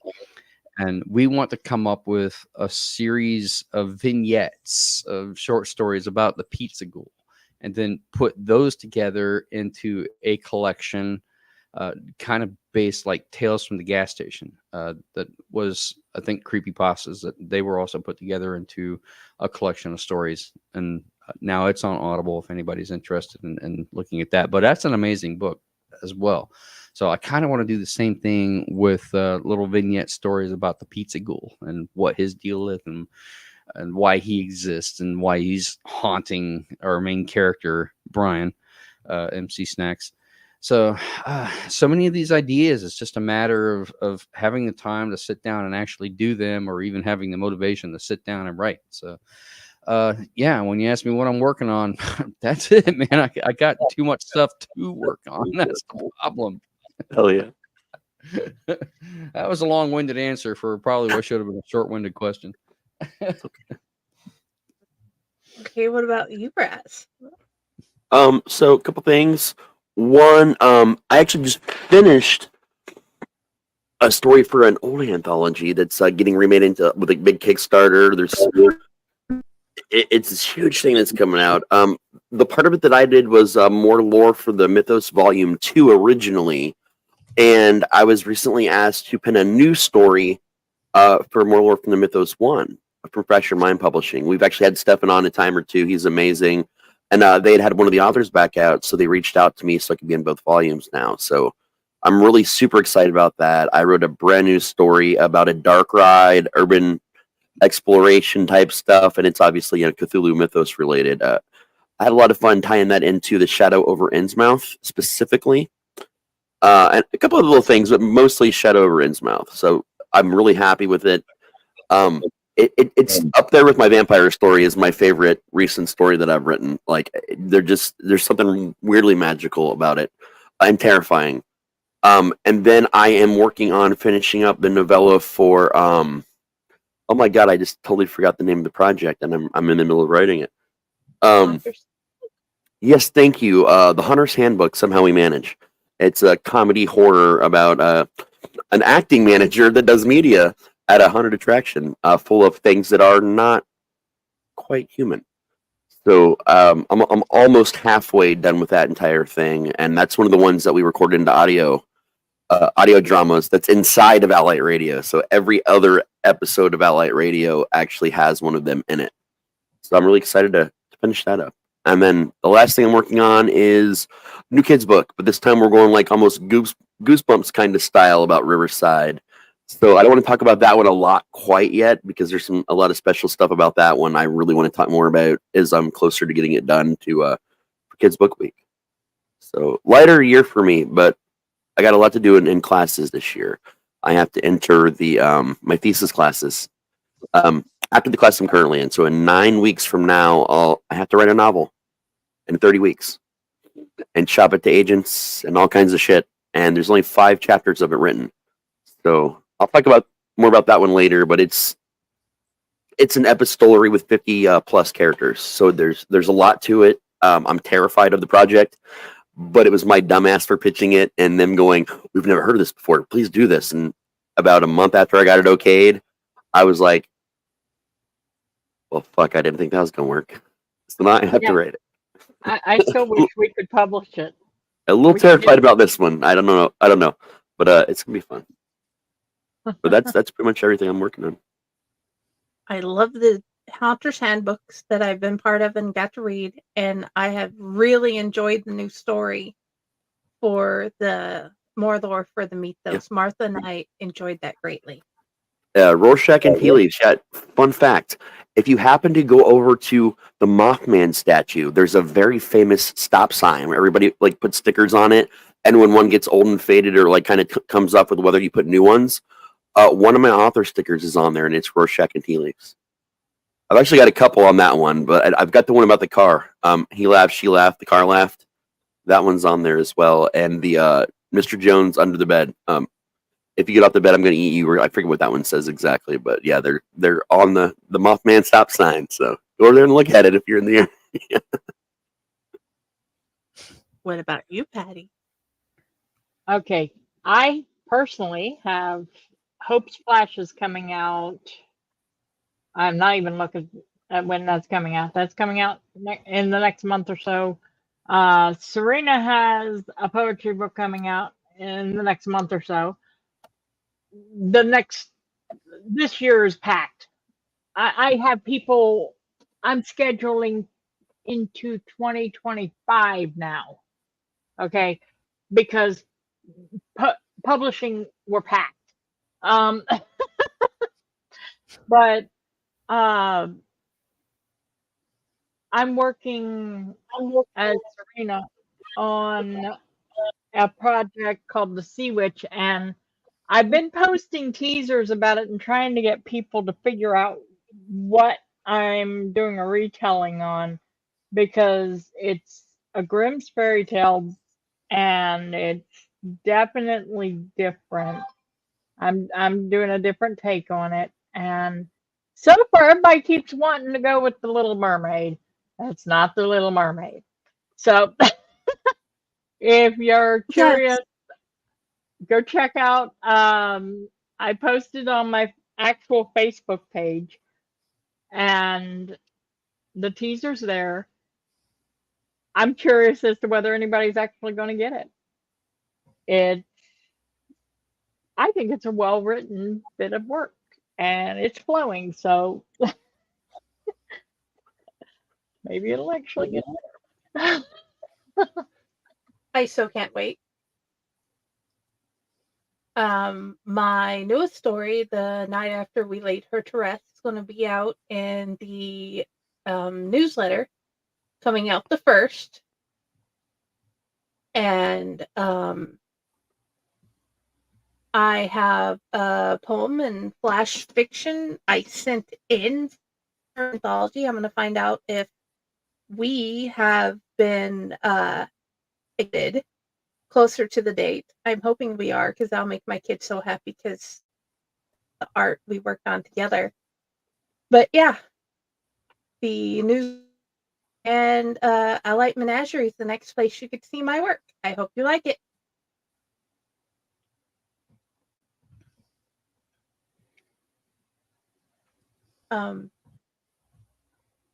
What is your favorite character you've ever? Let's start with Patty. I looked it up. Serena's poetry book is called Chasing Ghosts, and both Serena's and mine is June. One's June 14th. That's Hope Splashes, and the other one's June 21st. So Awesome. And the day after Granny's birthday is Hope Splashes. What's your favorite character you've ever written, Patty? my favorite character I have ever written has still got to be Shara from the Zombie Mook. She was my favorite. Still is my favorite. Will always be my favorite. What about you, Raz? Ooh, that's super fucking hard for me, man. I tend to like my bad guys. I think right now, because it changes things. Sometimes it's Seth, because I've known Seth as a character for most of my life. Actually, I grew up with Seth. He was the first part I ever played, and he's a character that I remake in every D&D, that I get the opportunity to. But I've had my whole life to know him, so he's always one of them. And tied with him is Mr. Jones. As far as my bad guys go, and with the amount of personality that I put into Mr. Jones, and the fact that I know he's coming back and into future things, it's exciting to me. So there's a good guy and a bad guy. I got to say equally that I love them both. Just Mr. Jones is just, they're both me. Really, Mr. Jones is me and Seth is both me, and they're both drastically different versions of my personality. I'd say Mr. Jones is the version of me when I am done with someone or something, when they are no longer a human being to me, which is really, like, you have to try to do that, like, with me. Like, you have to really put effort into making me not see you as a human being anymore. But once you get to that, that's the side of me that almost no one ever sees, like, and hopefully we'll never see. And it was my way of giving it that part of me, I guess, a name and a personality. So I guess that's probably why I like him so much. And Seth is more the fun, loudmouth, doesn't shut up and does stupid things side of me, which everybody sees every day. You might be wondering why I called you all here today. I love doing that. I do that at the hunt sometimes when we're having a meeting. I'll just randomly stand up and say that shit. Or sometimes I'll do it in an elevator full of people I don't know, because it's even more fun when people don't know. Yeah, I read it somewhere. I think it was a Jeff Foxworthy thing I read as a kid, actually. Like him doing the stand up, and like I just started doing it. And to this day, I'm rarely ever in elevators, but I will do that in an elevator because that joke made me laugh so hard. Like when I was young, it just stuck with me. What about you, Ron?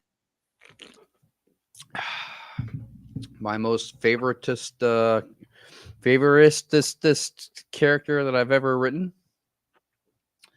Yes.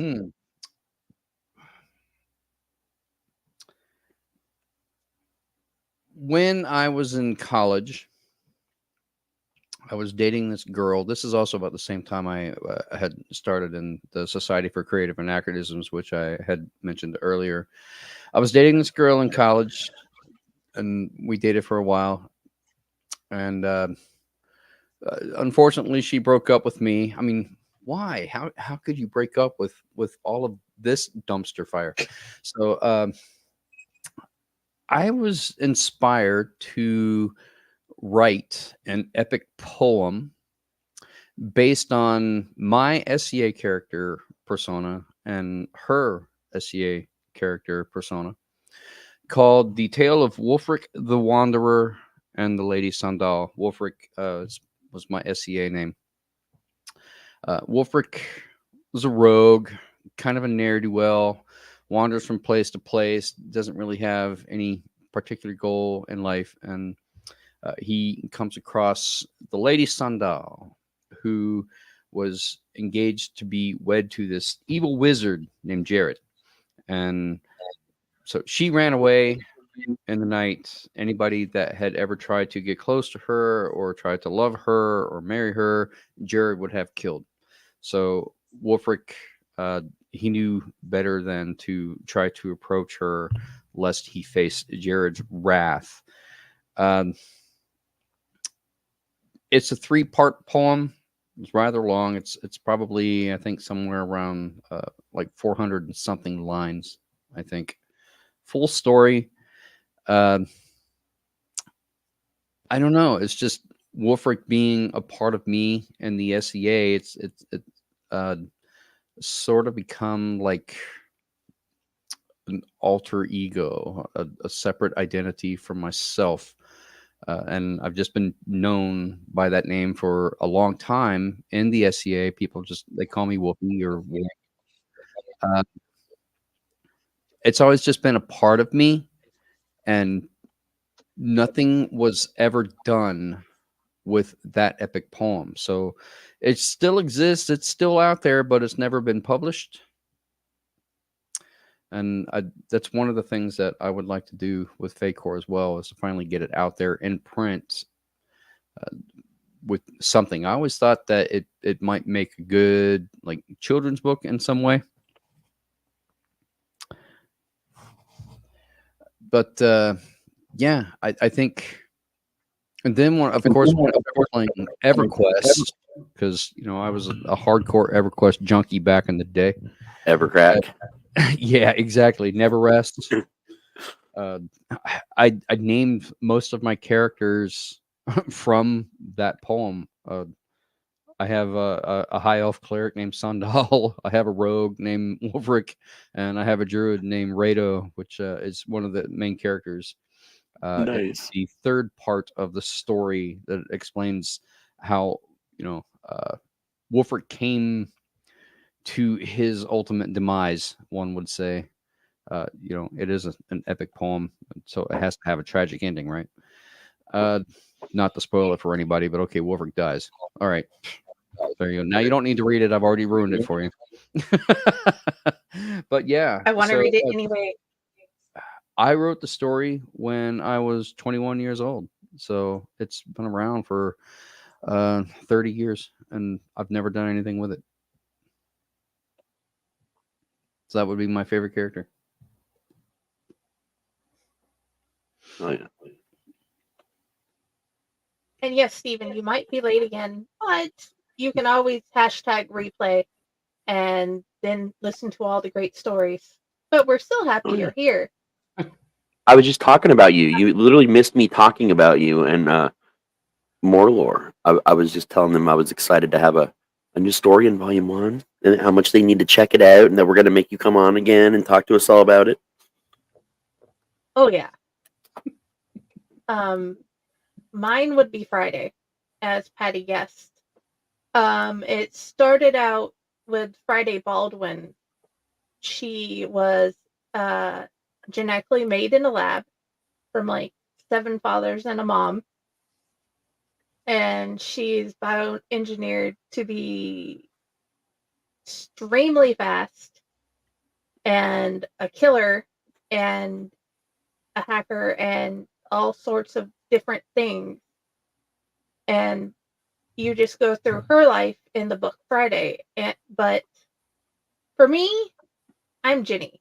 You've noticed the paranormal and the best friend Martha, which is Liz, and my different friends from earlier in my life all rolled in the story. So definitely Friday.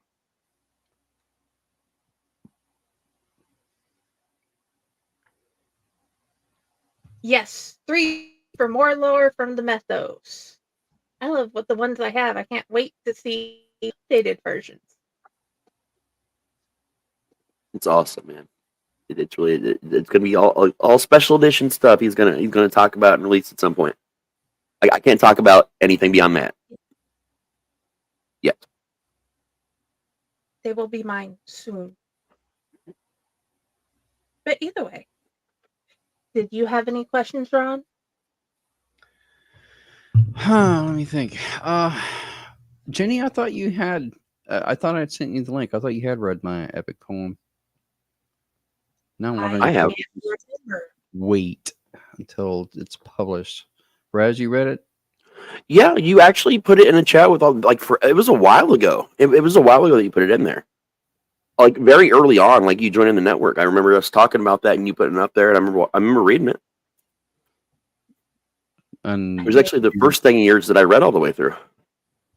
Oh, so it was that good or what? I know I really liked it a lot. I enjoyed the shit out of it. I'm glad to hear that you're actually gonna release it.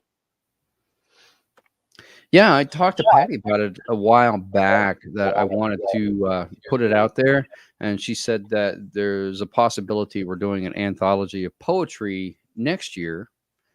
So I thought about putting it in that, and since it's 3 separate poems that are all fairly lengthy, I think it would be good to like split them up within the book. Makes sense, yeah. It's a cool idea, man. She says it's in December in verse, and I can't Honestly, wait because my kid's going to be published for the first time in that book. Cassie's first ever being published. Nice. I didn't even know about that one. Yeah. Okay. There's a story behind it. We always do a spring and a fall anthology. Mm-hmm. And one of our authors was having trouble with her husband. I'm not going into any more detail than that, but right. She was writing some really gut-wrenching poetry, and she's like, please tell me there's going to be an anthology for poetry coming up soon. I'm like, yeah, we're going to do it in December. So I committed myself to doing another anthology this year, knowing I'd already planned to do Owlite and the spring one, which is Fae Propaganda, and Nightmare Whiskers, which is our fall one, which is all about the monsters. The call's going out on the blog the 1st of June for that one. I'd already committed because I told the author that we would do Honest Inverse, which is the December one that's all about poetry.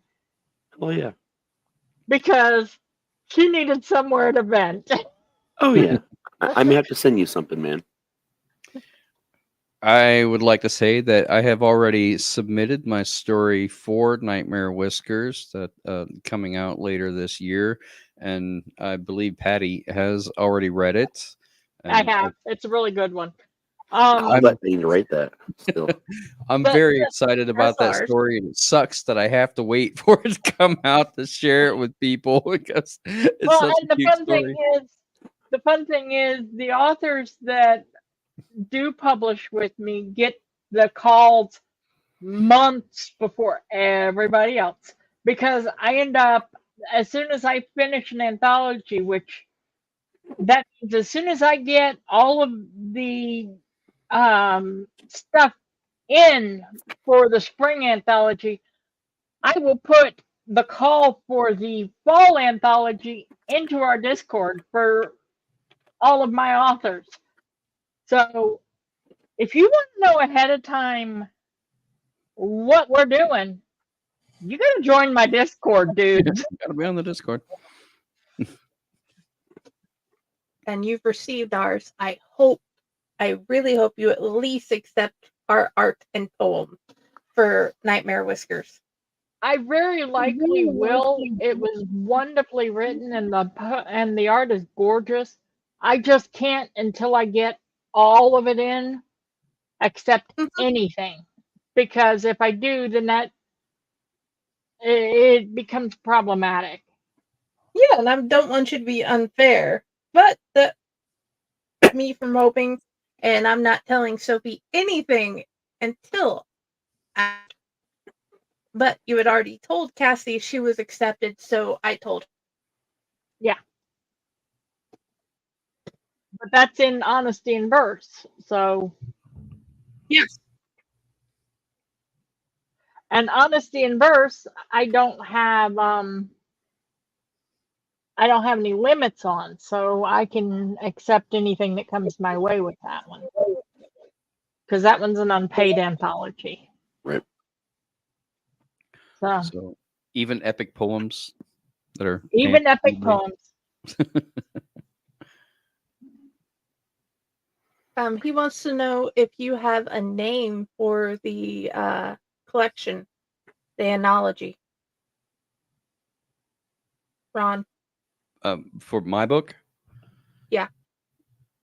The one after my novel? Yes.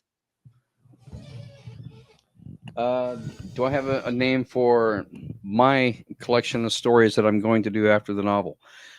Yes. In fact, since I talked about how it's all going to be about exaggerated reality or something that is altered, not quite right, I am actually planning on calling it exaggerated reality. I'll just call it for what it is.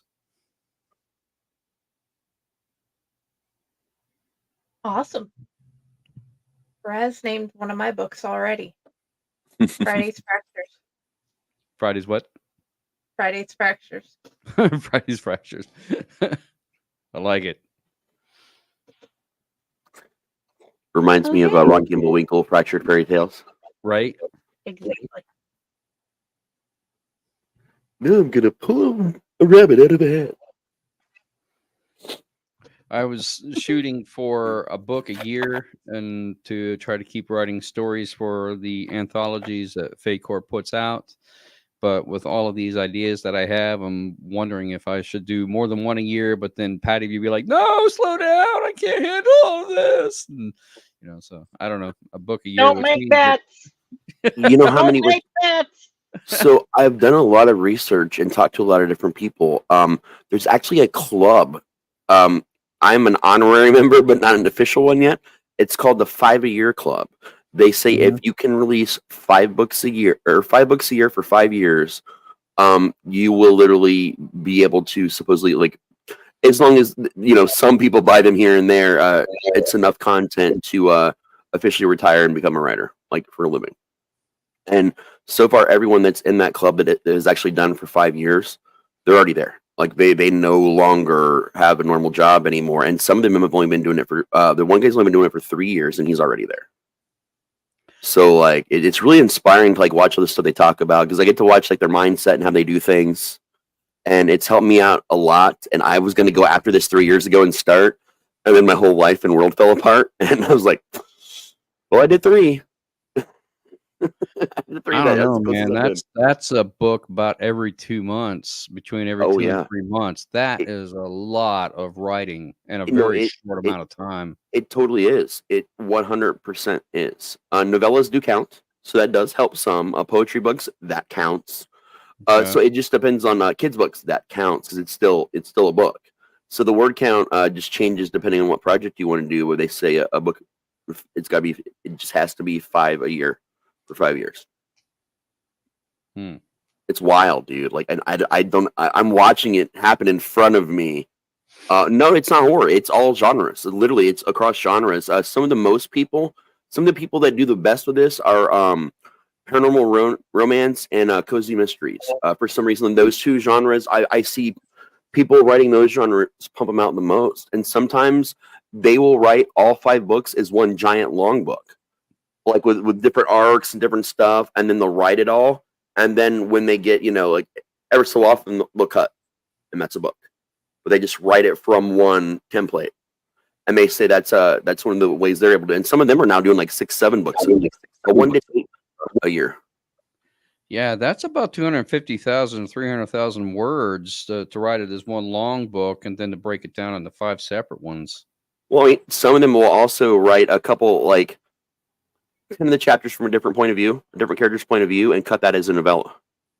Hmm. You know what I mean? So it's that's what I'm saying. Like, it's subjective on how you do your cuts and your word counts and your releases. So, like, if you think about it like that, it's possible.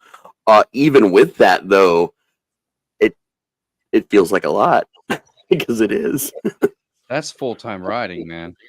I don't know, man. Yeah. I've written entire books from or entire anthologies from beginning to end during Nano, and done like 50 to 70K in a month. So I mean, it's doable. And I'm gonna tell you that whole month, it was a lot, and I was stressed a lot. Every year that month, I'm really stressed. But holy shit, dude! When it's over, I feel like I can't write for 3 months. Like my brain is just, it's goo. There you go. I would think if I were to do that, I would probably try to do it after I retire, because I feel like my day job would get in the way, and I wouldn't have as much time to write as I would like. Yeah,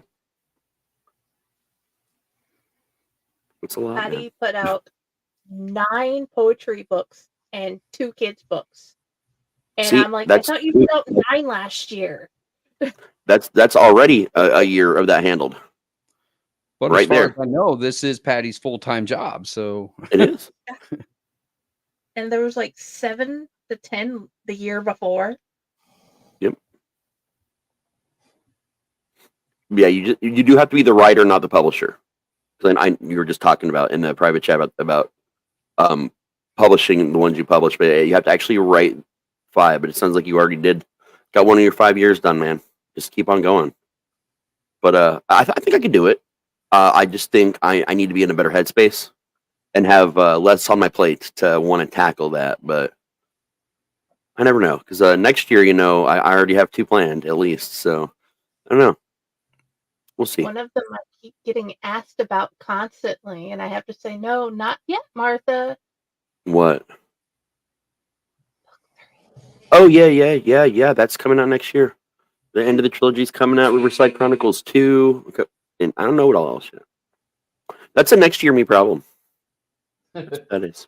Okay, that's fine. I don't even know what techno romance would be. I've never heard that term. or Technological romance, like maybe some cyberpunk. Well, I do have a story like that. It's called The Fortress, a cyberpunk romance. See, I think that would count as horror techno romance. That one was It wasn't technically horror; it was just cyberpunk. that was a very interesting story, though. It's probably one of the stories that I'll include in the exaggerated reality. Although I'm thinking that I may go through and change a few things about it, because that story was very, very highly inspired by the movie Johnny Mnemonic. And I was reading William Gibson at the time. Johnny Mnemonic is actually a short story that was in William Gibson's book Count Zero. Yep. So it's not its own standalone novel, but it takes place in William Gibson's cyberverse that he set up. And supposedly it's the same cyberverse that his book Neuromancer takes place in as well. Yeah. That they're all connected. So I love those. I watched Johnny Mnemonic with starring Keanu Reeves, and I absolutely love the movie, and the story itself is I mean, it's really good within the book when I did read it. But so yeah, that's kind of what sparked the idea for it. So a lot of the stuff in that story is directly inspired by stuff you see in Johnny Mnemonic. I just kind of took it in a different direction and made it a cyberpunk romance story. But I want to, even though I know that it's inspired by Johnny Mnemonic, and I took it in that direction, I do actually want to try to rewrite it and take it away from that direction. I want to make it its own standalone story to where it doesn't really have anything to do with Johnny Mnemonic. I'm not entirely certain how to do that yet. We'll get there. Okay, guys, we have been on for 3 hours and 15 minutes. This is the longest release party I've ever been part of. Well, it's not like the 24-hour one we did. Yeah, that one was painful. Yeah, but we'll do another one next year. Or we'll do another one after Allight Menagerie comes out. Yeah. The goal is to do at least 124-hour a year, just because it's I think the next one will go a lot better though. It'll be a lot different. You get better at it every time you're supposed to. Well, you're supposed to do bigger and better, so the next one has to be 48 hours. And then next year we'll do 72 hours. No, we're going to do 24 hours and 1 minute. Or 1 second, 24 hours. Technically, this show did kind of go a little bit past 24 hours. But yeah. But no, we're just not going to do that. But yeah. How about no? How about we don't say we did? I'm okay with the 24 hours. Yeah, that's enough. If someone wanted to pay me enough, I would do a 48-hour show. But there better be donations coming in at that point, man, and then I'll stay awake and do it. But and gratuitous donuts. Yeah. I did that recently. We'll set something up so people can send me Duncan. That sucked. It was. Anyway. Yeah, I mean, you were the only ones that did the whole time too. Like that was a lot. Yes. But either way, thank you guys for coming. We appreciate you. We hope you enjoyed our stories. We hope you buy our book because we're really proud of it. It is my first story that I'd written that long ever. And yeah. Where would you like people to find you, Patty? Fae Corps Publishing.com, or you can do it at FaeCorpsPublishing.org. Either one will lead you to the same spot. That's the Fae Corps page. My personal blog is pattymouse.wordpress.com because we still haven't figured out how to get pattymouse.com working quite right. But otherwise, I'm Patty Mouse everywhere. We pretty much got Fae Corps Publishing everywhere, or Fae Corps Pub. So it's not hard to find us. Books to read.com.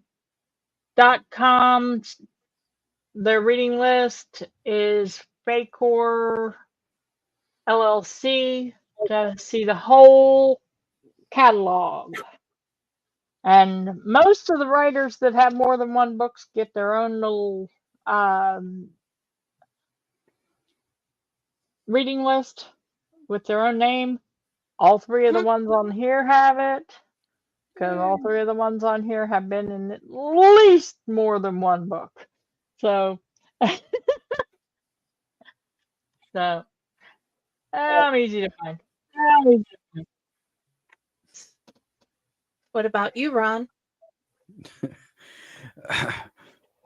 Judy says, "Where can we find you, Patty?" And Patty says, "Please don't. I got too much work to do." Where can you find me? Well, just like the rest of us here, you can find me with Owlite doing random shows here and there, usually Sundays and Monday nights, and every now and then a Friday night when Raz actually sends me the link.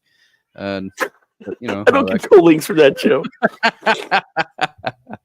I do have a YouTube channel, though I don't use it very often. It's Wolf Dojo, or maybe it's just Wolf Ricard here on YouTube. I don't remember, but yeah, you can look me up.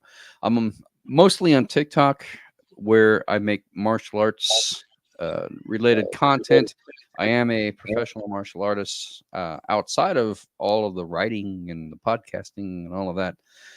So if you're into that sort of thing, go check out my TikTok and maybe you can learn something about martial arts. Otherwise, you can find me on my writer page, Ronald W. Gillespie Jr. -author on Facebook, which is where I will be chronicling my writing journey and putting stuff out there.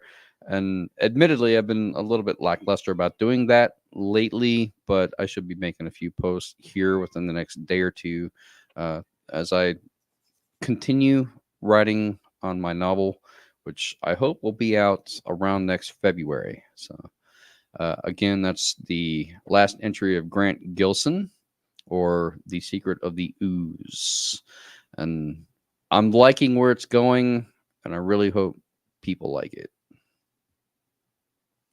Oh, yeah. Okay, what about you, Raz?